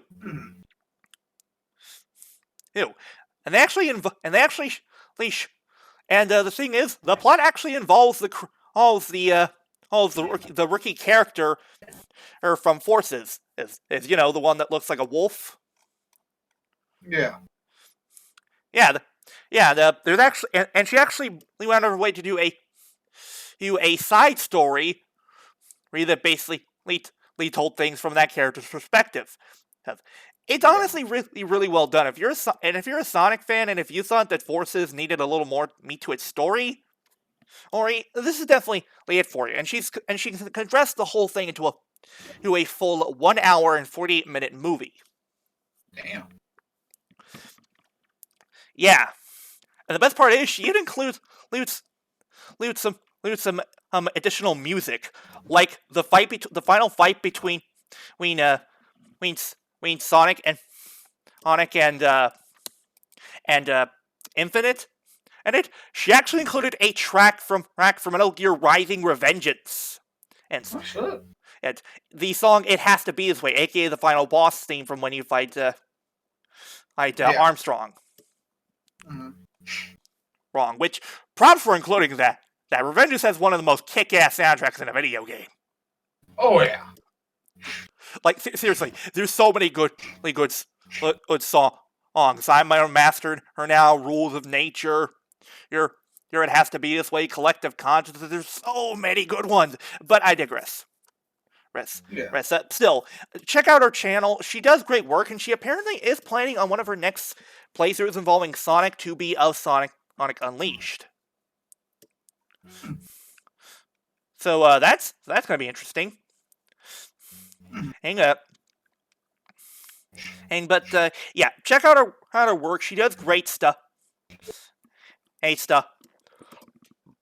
Of it. It's honestly, and it's best to support online content creators now given the current quarantine. Yeah. But yeah, we'll of course put a link to her channel in the description below. But yeah, Flutter, you better get back here soon. We're about to get to the topic. I'm still here. Why are you I've mute? been here. I don't know. Huh? What? What kind of answer is that? Anyway. Unless you got a good reason for being mute, don't go mute. All right. Thank you. Jesus. Anyway, moving on from that, we've got an interesting topic for you guys. Now, we were originally going to do gun-wielding forms, but we're going to push that back a little because our friend Crunchman61 came up with this pretty cool idea for a question over in our Toku chat over in RVT. And honestly, I love this idea so much. I wanted us to use it for a topic on the Roundup because it's so damn good. Now, spoiler warning right now. Now, if you're not familiar with the Fate Stay Night franchise, you're gonna be a little lost here. The Fate franchise, yeah.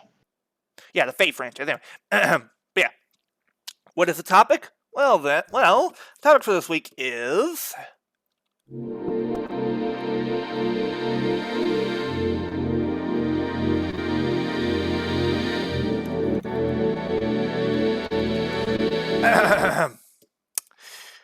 Kamen Riders as Fate Servants. Now, to explain how this is going to go, basically, each person here is going to give a rider who is basically a class servant in the Fate franchise. As of course, Assassin, Saber, or Lancer, or Caster, or Rider. Shit, I forget the rest. Archer. Archer and Berserker. Thank you. But yeah. Yeah, the only rule is this: unless the rider is a caster class, it has to be a specific rider form. Yeah. And more importantly, to make this interesting, let's try not listing too any riders that are from the same series. I'll first list off Scotty's, which they aren't bad picks, but I would have preferred if he'd actually chosen a few that were from different rider series. For Saber class, he chose Blade Jack form. Berserker, Build Hazard. Lancer, Kamen Rider Lance. Archer, Kamen Rider Chalice Wild. Caster, Withered All Dragon. And Rider, Proto Laser, and Assassin, Kamen Rider Fuma. Huh. Now then, and who wants to go first? DL, go ahead. All right. Oh, you already do it. So go ahead. All right. If I must, then I must. That's if we're going with, let's see here.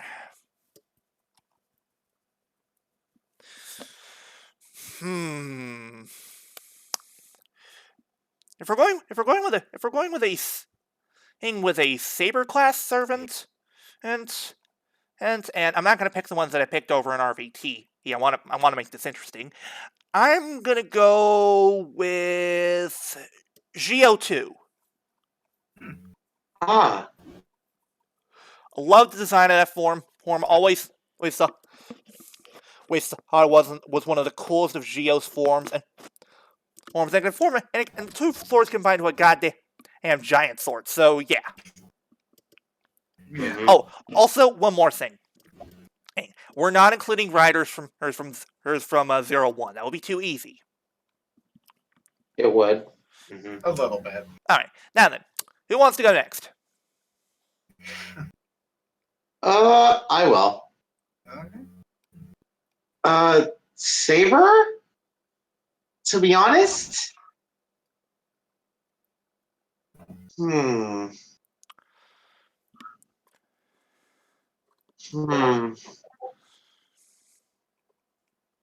Kuga Titan. Ooh, interesting choice. Yeah. Besides, the Titan sword's a great sword. That's what Excalibur's. I'm surprised you didn't end up picking. I'm surprised you didn't pick Rising Titan. Huh. Remember, that thing can wield 2 of them. Oh yeah. Well. It's fine. It's your choice. Okay, Hiiro. No. What about you?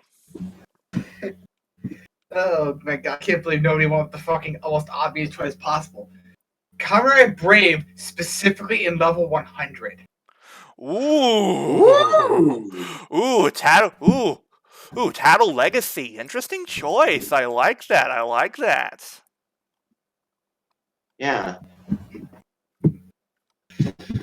All right. Let's how about next we go with the caster class? All right. I could have easily picked Decade for this, but I'm going to go different route this time. I just have one question for you boys. Do you believe in evolution? Ooh. Yeah, evolved. Oh yeah. Yeah, makes sense. Given that Caster's the most sadistic of the bunch usually, yeah, that fits evolved to a goddamn T. Plus, he could change from his forms from phase 1, phase 2, phase 3, and of course phase 4. Yeah. All right. What about you, Flutter? I heard a dog. Caster, this might be a little on the nose considering the animal that his rider form is based on. Verde. Interesting. And why Verde in particular? Come on. Caster's a shapeshifter, and his rider armor is based on a chameleon. Oh yeah, that is true. Yeah, you know what? Hey, I'll give you that one. Okay. What about you, Hiiro? Now, while personally I was not going to pick Wizard himself, I was going to pick someone else from his same season. Oh? Oh? Let me the name of him. He was in the movie, and I think. Oh wait. Is it Sorcerer? I think it was. Yeah, it was Comrade Sorcerer. Oh, interesting choice. I like that. Okay, so far, if we're doing the math, so for Saber for me, we've got Geo2, and we're just currently writing it down.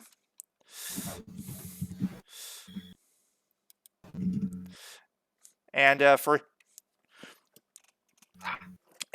Hiiro, he picked Brave Tattle. Whole fantasy. Or no, Uh-huh. no, Tattle Legacy. And a legacy. Legacy. Yeah, Legacy was on. Yeah. But yeah.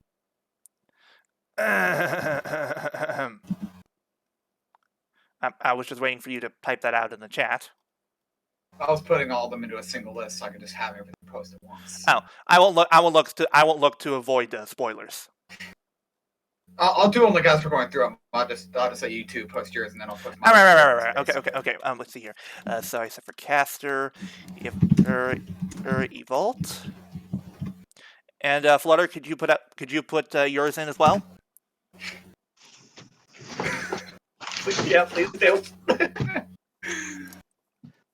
For mine, it's nice and easy because I was like, you know what? I might as well make it a whole list instead of trying to do each individual one and then post them all like that. All right. Okay, so we've gone through the. Oh right, caster. Duh. Anyway, next up, let's go with the archer class. And for this one, I am gonna go with Kamen Rider Zolda. Ooh. Wide amount of weapons in his arsenal. The perfect fit. Right. Yeah. See here. All right. So, what about you, Flutter? What are you gonna pick? Well, since Curie already picked Chalice Wild, trying to remember the Blade movie writer that used the bow. Lark. Yeah, Lark. There we go. All right. Now then, and Actually, what about you, Hiiro? Who will be your archer? Jesus Christ, this one hit me so hard, and like, yes, the writer is already technically picked, but we're not limiting ourselves specifically to the taking the rider away. If we pick that, Kuga Pegasus in particular. Ooh. Nice. And I'm talking like I'm talking rising Pegasus, like the Nice. Good choice. I like that. I was gonna pick somebody else originally, but then I'm like, fuck, this one hit me hard, and I'm like, yes.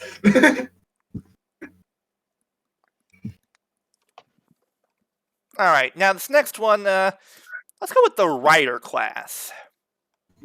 Irony. Yeah, irony right here. Yeah. But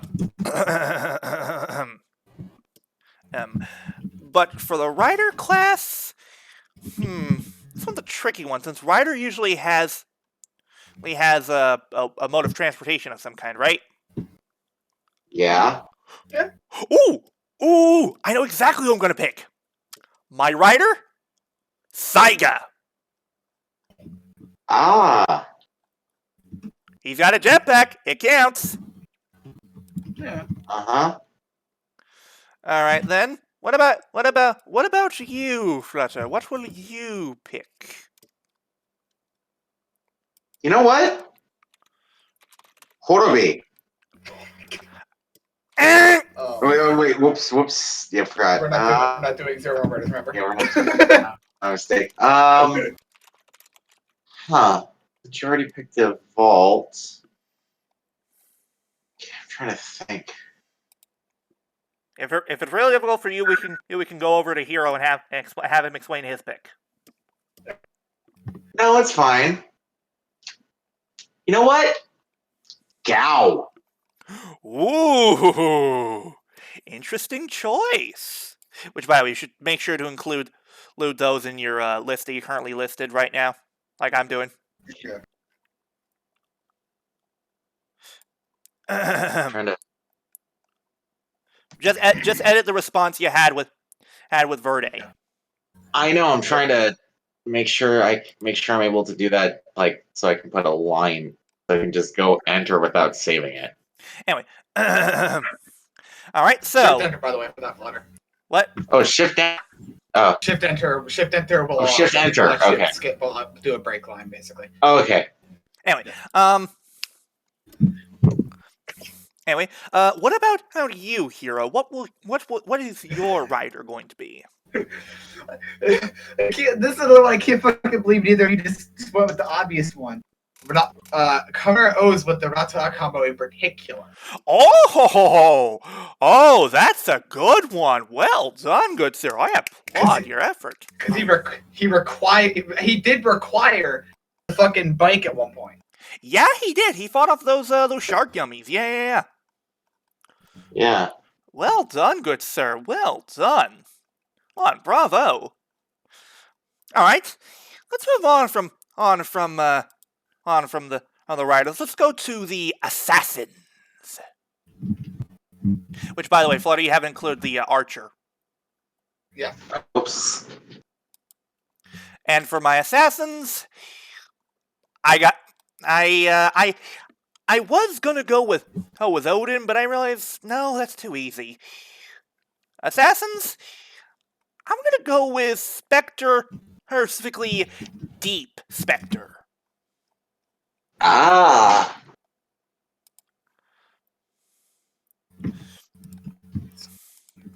Since that form is that if there is one word that describes that form, it's assassin. Yeah. Oh. Hey, Curio. Oh, Hi. hi there.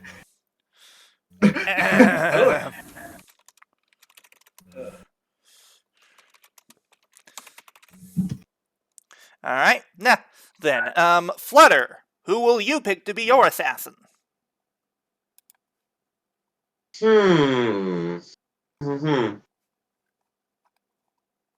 Oja. Oh,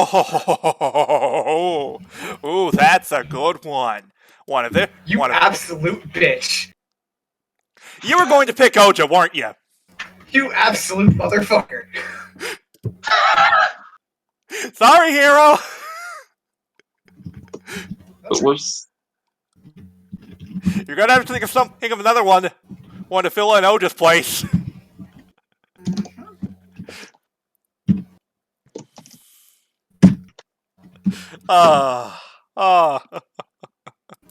You absolute little bitch. I think he's mad at you, Flutter.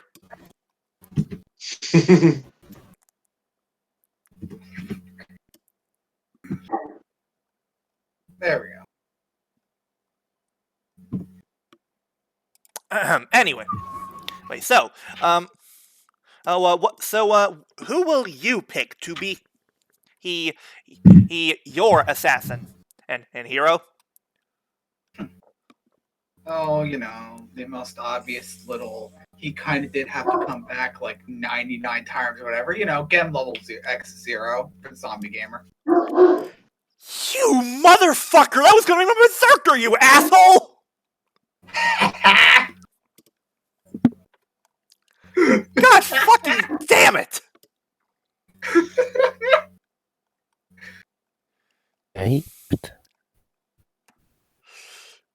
Shut the fuck up. I think we have 2 left, I believe, after this one. Let's see here.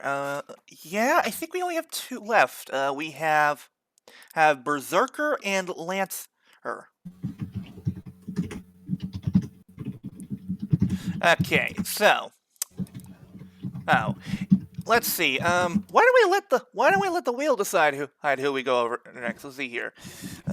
Wheel decide. Let's see here. Lancer. Berserker. And I know it meant you're thinking, hey, what about Avengers what about Avengers and crap like that? We're not including those. We're including the basic ones. Yeah, we're not including Avenger or Ruler. Those are extra Because these costs. guys aren't well versed in the Fate universe. But from what Scotty has told me, if I was to pick an Avenger, I would go with Ginga. Most likely.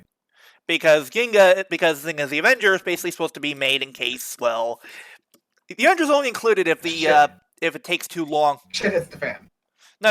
If the Grail War takes too long. Oh, that's one of the reasons Avengers can potentially be brought in whenever. Oh. Well, whatever.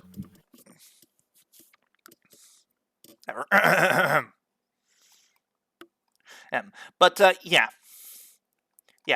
Survey says we're going with Lancers next. And So pick a rider that can die in one hit.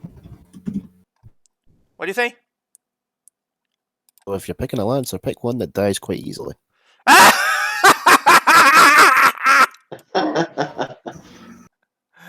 Oh, that's a good one. What's guy? I mean, somebody here has to say Ryo Troopers. No. Oh, it's too easy. Too easy. A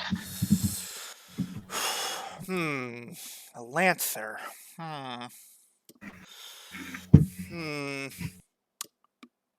Ooh, I got one. Agito Burning. Ooh. That is true. He's definitely Leo Lancer for sure. Yeah, he is. Yeah. Plus, come on, that weapon of his is fucking badass. Yeah. I'm an United, but I'm not complaining.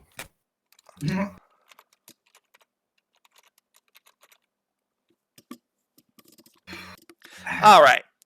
So, what about you? You Flutter, who will your Lancer be? Trying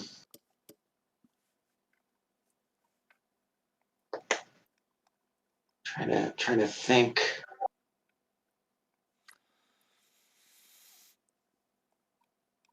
Answer.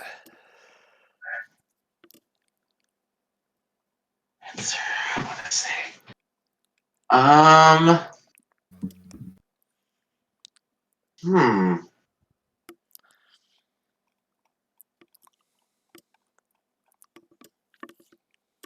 Oh,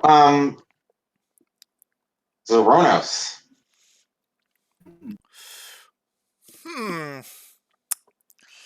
Does that really count as a Lancer? He doesn't have to use the exact same weapon. True. It's just, Point.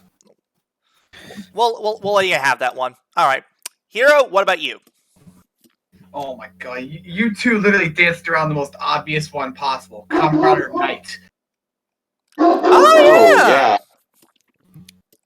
Yeah, And specifically base form Knight, because that's where he used the lance. Yeah. Don't you mean the sword fence? Oh, It's a lance. Get that shit out of here. Get that fucking shit out of here. I mean, technically, Knight's weapon is a javelin, but It counts for the same. It counts. Okay. Now then, for the final class, the Berserker. This might be an obvious one, but screw it, I'm gonna go with it since some asshole stole zombie gamer from me, you fucking hack. Yeah. I am gonna go with one of the more modern Berserker forms.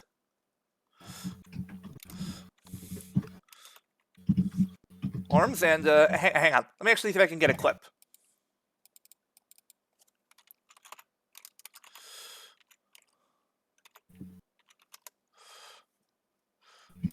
hang on. Let me just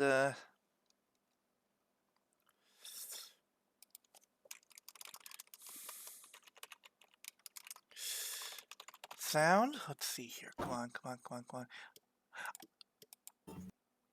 Ah, bingo. Okay, now no one look in the bot. Okay, no one look. This one's a big one.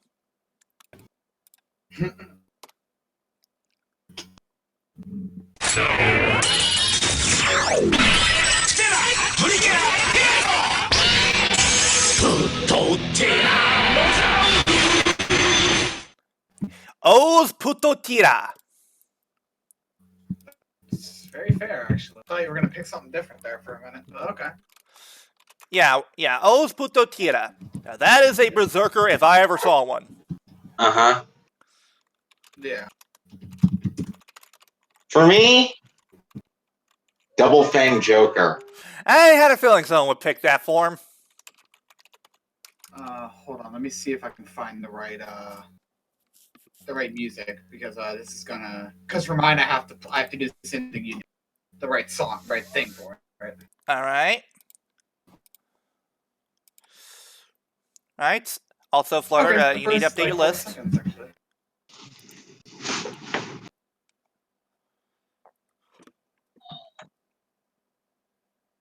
Okay, Lancer. All right, don't look at the most bottommost one on my list in case if I leave this. Actually, I think if I leave the channel and come back in, my message will still be there. All right. Hopefully, because I have to get ready for this song here. It's only the first like 4 seconds. It literally will give it away the second it starts playing. So. All right.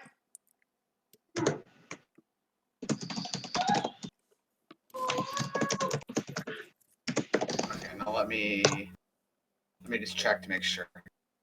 Yeah, my list is still there for both sides. That's good. Well, my list is there and my message is still there for the other side. That's good. Okay. So, who is your berserker going to be, Hiiro? Well, I can only do this in one way.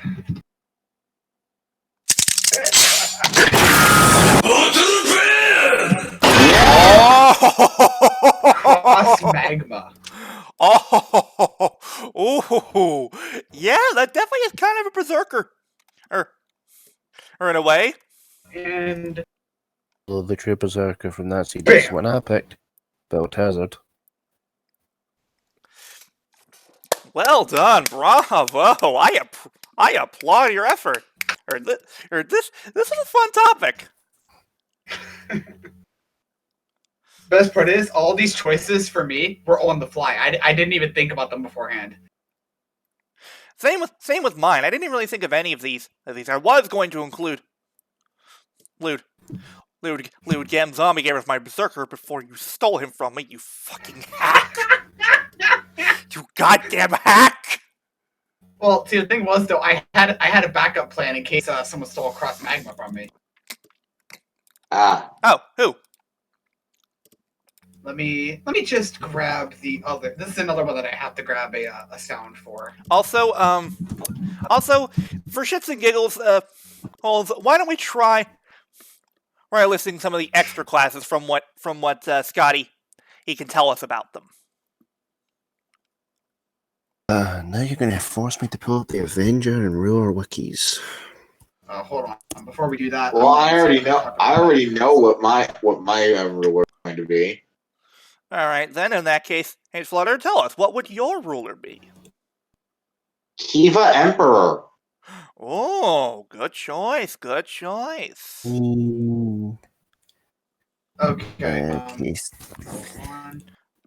Then what about you, Scotty? No question. Huh? The fuck no Toki. Oh my Gio. Oh yeah. That's a good one. That's a good one. Well done, good sir. Okay. DLBot. Let me copy this image address. I want to see what the card design for the Avenger class is. What?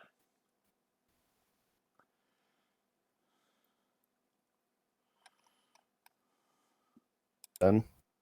Oh fuck. Okay then. Well, That's different. Yeah. Okay.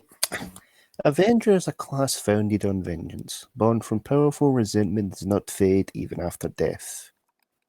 ooh. Ooh. I know who I'm putting there. I'm gonna be going from two from the same series technically, but I know where to put this one now actually. Really? Oh, is this gonna be your backup? This is going to be my main one for that one. For Avenger. Alright. My ruler one's gonna be different. Okay, so for ruler, I gotta think about ruler now. Fuck. Yeah, I'm thinking about ruler myself. Yep. Elf, Rulers elf, are and I'm gonna change my Avenger because now that I know more about it, I want it to be Ginga. Bad idea, but the ruler class is more. They don't interfere in the Great War. Their job is to oversee it and make sure it's done. So they're basically like arbiters. Okay, And I got mine then. right now what the fun thing about the Avenger class is. Do you know how it first came in to the Holy Grail War? How? The Ironsburns decided to fuck something up. Oh dear. Okay, Because of course they did. They tried to alter the condition for getting the Grail. What? Are you fucking mad? Like, are you dumb? But okay, going off of my ruler, it specifically obviously doesn't have to actually be a king. It just has to be someone who watches over everything, correct? Mm-hmm. From what we're saying? Was Ginga form. Oh, good choice. Good choice.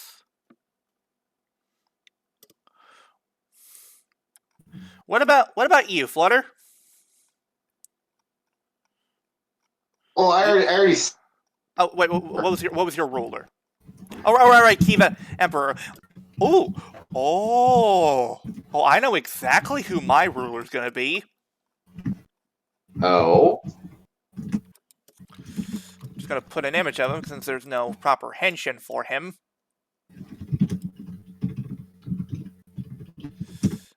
Come on, there we go. No. Come on. Ah, there we go.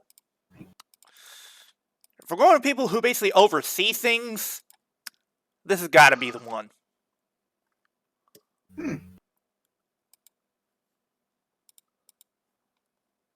Gold Drive. That is my ruler. The ruler card, for those who are wondering. Ooh, interesting. Now then, Avengers. But the most common ruler you'll actually see in Fate media is Joan of Arc. Ah. Interesting. Okay, that's why she wasn't summoned in Zero, because rulers aren't allowed to be summoned to Grail Wars. Okay, so now we have so lastly we have Avengers. Does someone want to go first or Bear in mind. you have one in mind, Scotty? Yes.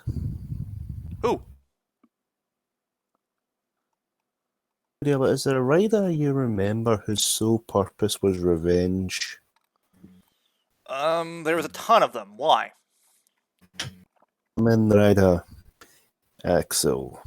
Oh, that's a good one. That's a good one.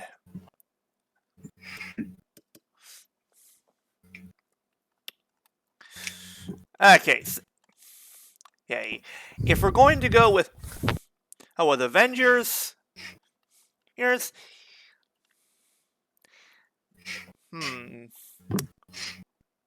Ooh, I know exactly who I'm going to pick.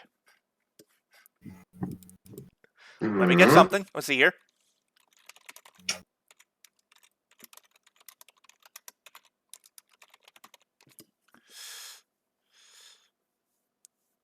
Okay, come on. Let's see here.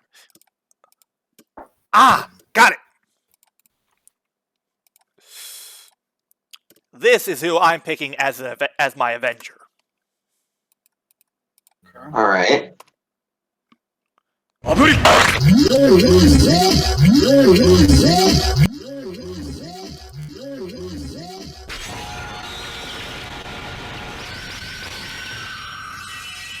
Dark Kiva. Oh yeah. That is one bastard who was full of anger.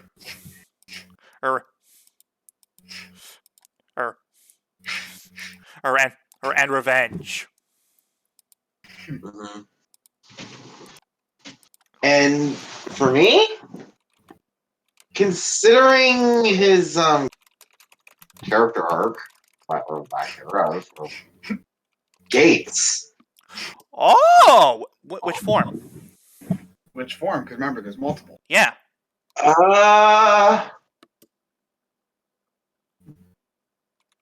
Revive Shippu.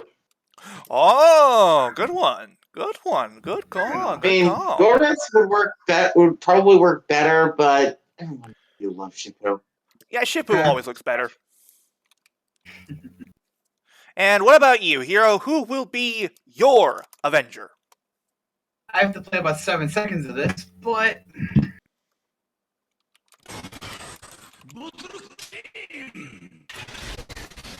Oh, Grease! Grease Blizzard! Grease! Grease Blizzard! Oh, nice! Nice! Well done! theoretically, I could have actually gone with the much more upgraded form, but I think I'll stick with Blizzard. Well, technically, you have both. Well, technically, you have both cases covered. Or you've got.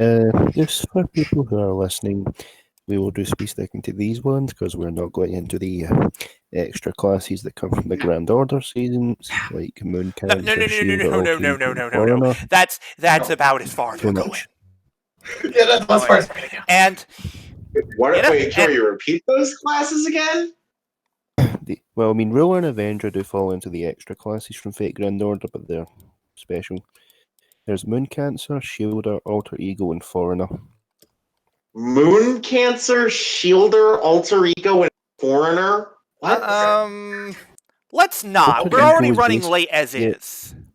Yeah, Alter Ego is used to describe the characters you fight in the story mode because they'll be called Alter, Saber, Alter, Nero, Alter, Jean. Oh, okay. Evil Yeah. Oh. So alters are basically like evil counterparts. Basically, That's yeah. actually pretty cool. You know what? One more. Let's go with the alters. Let's try and find alters. There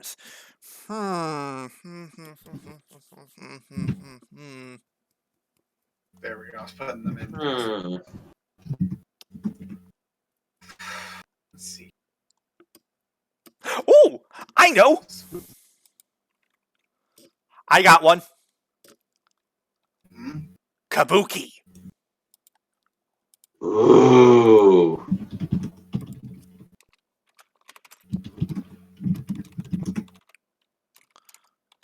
All right. What about you, Flutter?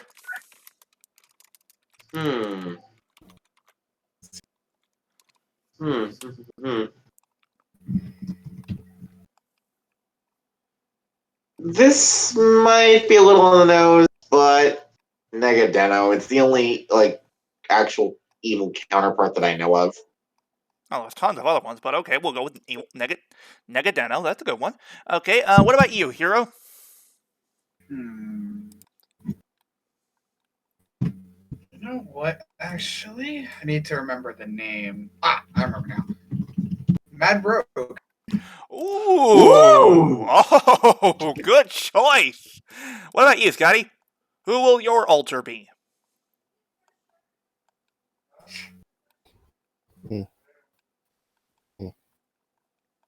Oh boy. What? Well, I'm going to go with the original. the original?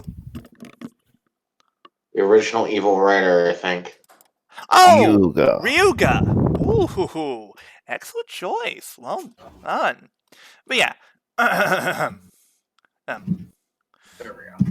Had to fix the name. But yeah, that's gonna do it for the topic, because if we go on any longer, we're gonna be here all night.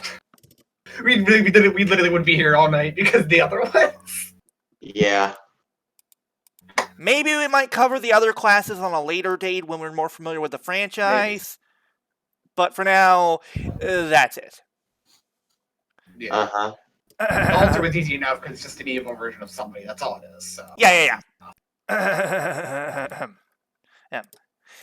And for the record, people, I know there are many people who are hesitant about the Fate franchise. I myself used to be one of those people. But it's honestly not that not that bad, because the thing is honestly, if you're gonna be watching the Fate franchise, you should start with Fate. You should start with Fate Zero. It's basically a better version of the original Fate Stay Night. Yeah. Then afterwards, go to Unlimited Blade Works, which you need to watch Zero before Blade Works, because oh my god, it makes everything that happens in Blade Works so much better if you had the baggage from Zero. Yeah, but you're kind of wrong with that, because technically Zero takes place before Stay Night, and Blade Works is the alternate version of Stay Night. Whatever. Yeah. It's Zero is one of those prequels where it's warranted to watch. Yeah. Also, whatever the viewers Or when that it comes do to not other watch, anime, like Saint Seiya the Lost Canvas. Anyway, you were saying, Sally? whatever the viewers do watch Zero, then watch Blade Works, and then take a jump into the Fate Collide series. Trust me, it's a mood shift. Oh god, It is. yes. But but yeah, that's gonna do it for the weekly topic. And oh, whoopsies, whoopsies! I forgot a slide. My bad. Whoops. Okay, let's see here. Let's just scroll up a little bit here. All right. Now we'll just quickly fast forward. Fast forwarding, sir. Where are we now, sir? Okay, come on. It's happening now. It's happening now. What happened to then? Then We're it's gone, past- sir. We're in now. Go back to then. We can't. Oh, here it up. We got the keyword puzzles this week, and you should all know the rules by now. Oh, I'm gonna set a timer for let's say for about let's be a little more generous this time. Let's say about 3 minutes. Mm-hmm. 3 minutes. And it's and this is Flutter's pick this week, so he's the one who's not allowed to say anything. So Yeah. Kensei, hajime yo ka. Hitotsu no keyword, chaser. Futatsu no keyword, horde. Saigo no keyword, soul.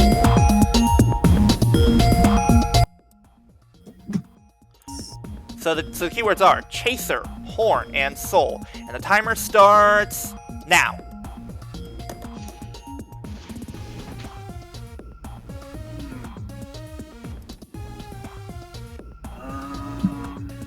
Shit.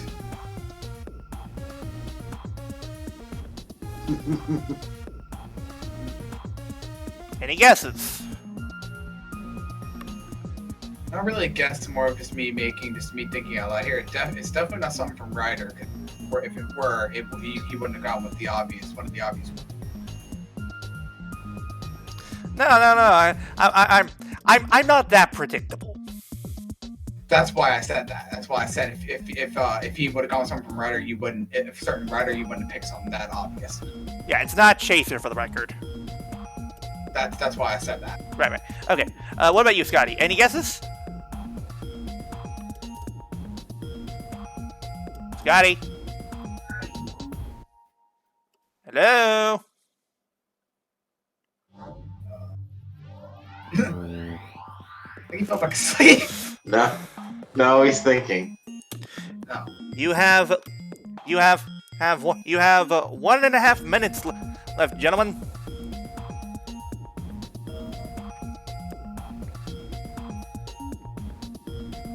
I've literally got fucking nothing because like my mind keeps thinking of a certain writer and I can't get my mind off. No shots in the dark or anything? Why don't I get the you know, fuck it. You know what? At this point, I just gotta fucking guess. Is it the fucking world from Georgia? What? No. Is it what? The world. Oh, no. I will say, No. you're in the ballpark somewhat. So basically, I know this is gonna be one of my fucking guesses, but it's within Sentai at least. Yes, it is from Sentai. Okay, if it's not him. 1 minute left, boys. I'm trying to remember his fucking name from another show. If you can't, Was it, if you can't list his name, list the senshi he I remember was. Was it Gal Silver? Oh no, it is not. Scotty, any guesses?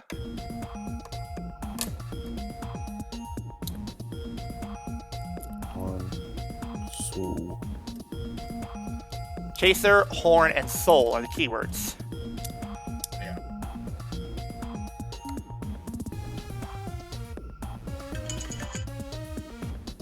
Because I'm such a nice guy, I'll let you guys keep guessing until the timer runs out, until the music runs out.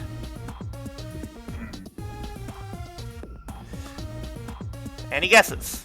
Any guesses from you, Scotty? Any at all? No, I'm sorry. Huh? Are you just thinking out loud? Okay. All right, Hiiro. You only have one guess left. Will you use it?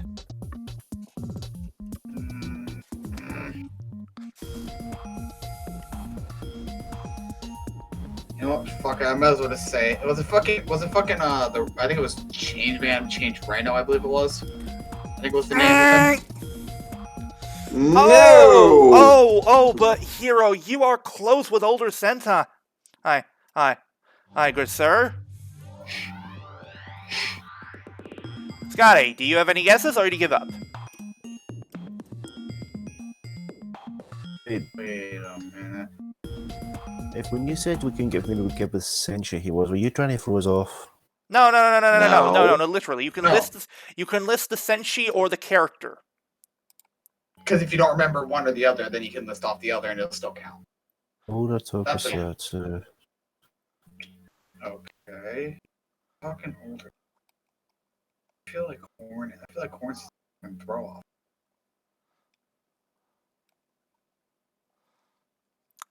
Any guesses, Scotty? Swear to God. Any at all? Or you stump? Oh, no, all the older Sentais had sick frame. I feel like horniness doesn't mean what we think it means.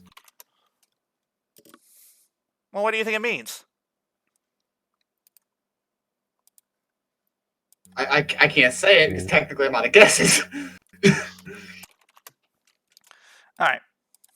So, do you give up, Scotty?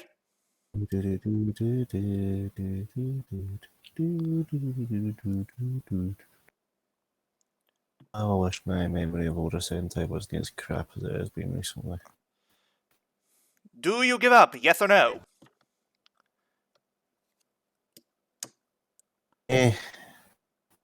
Having a brain fart. All right, then. Then I am sorry, Hiiro Is it? and Scotty. You just lost the game. And with that, that is going to do it for us this week here on the Roundup. It is time for the sign-offs. Flyer floating in 98 saying. Scott, Flutter, repeat. You cut out in the beginning. Yeah. I have been your flamboyant flyer floating in 98 saying, "Come Flyers." All right, Hiiro. I've been here stricken. Jesus Christ! If what I'm thinking is what it is after, I guess I swear to God I'm gonna be pissed. And Scotty, Scotty.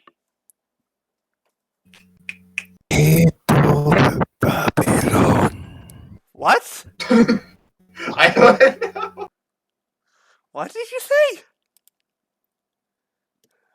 Just said Gay of Babylon. Yeah. Ah. Oh, and you know what, Scotty? Because I'm in such a good mood, I know what I'm going to have our topic for next one. Because the thing was, Crunch suggested had two things that he had in mind involving Ryder. One was a servant. The other was a stand. Masters. Oh yeah, stands. Yeah. Next week we'll be doing that. However, I'll be limiting it to only 3. Yeah. Because this one took a little bit. Yeah. And I'm betting you'll want to be here for that, won't you, buddy? Scotty? Why are you talking to Flora? Why are you talking to Flora? My name's nobody. Wow. God damn it. Anyway. I, of course, have been your kind of most beloved overlord, and real god extraordinaire, DLBot 13, writing you just a passing through Toku fan. Remember that? And word to the wise people. If you have an AI chip stuck in your brain, be advised it might be a long dead evil human gear. Yeah.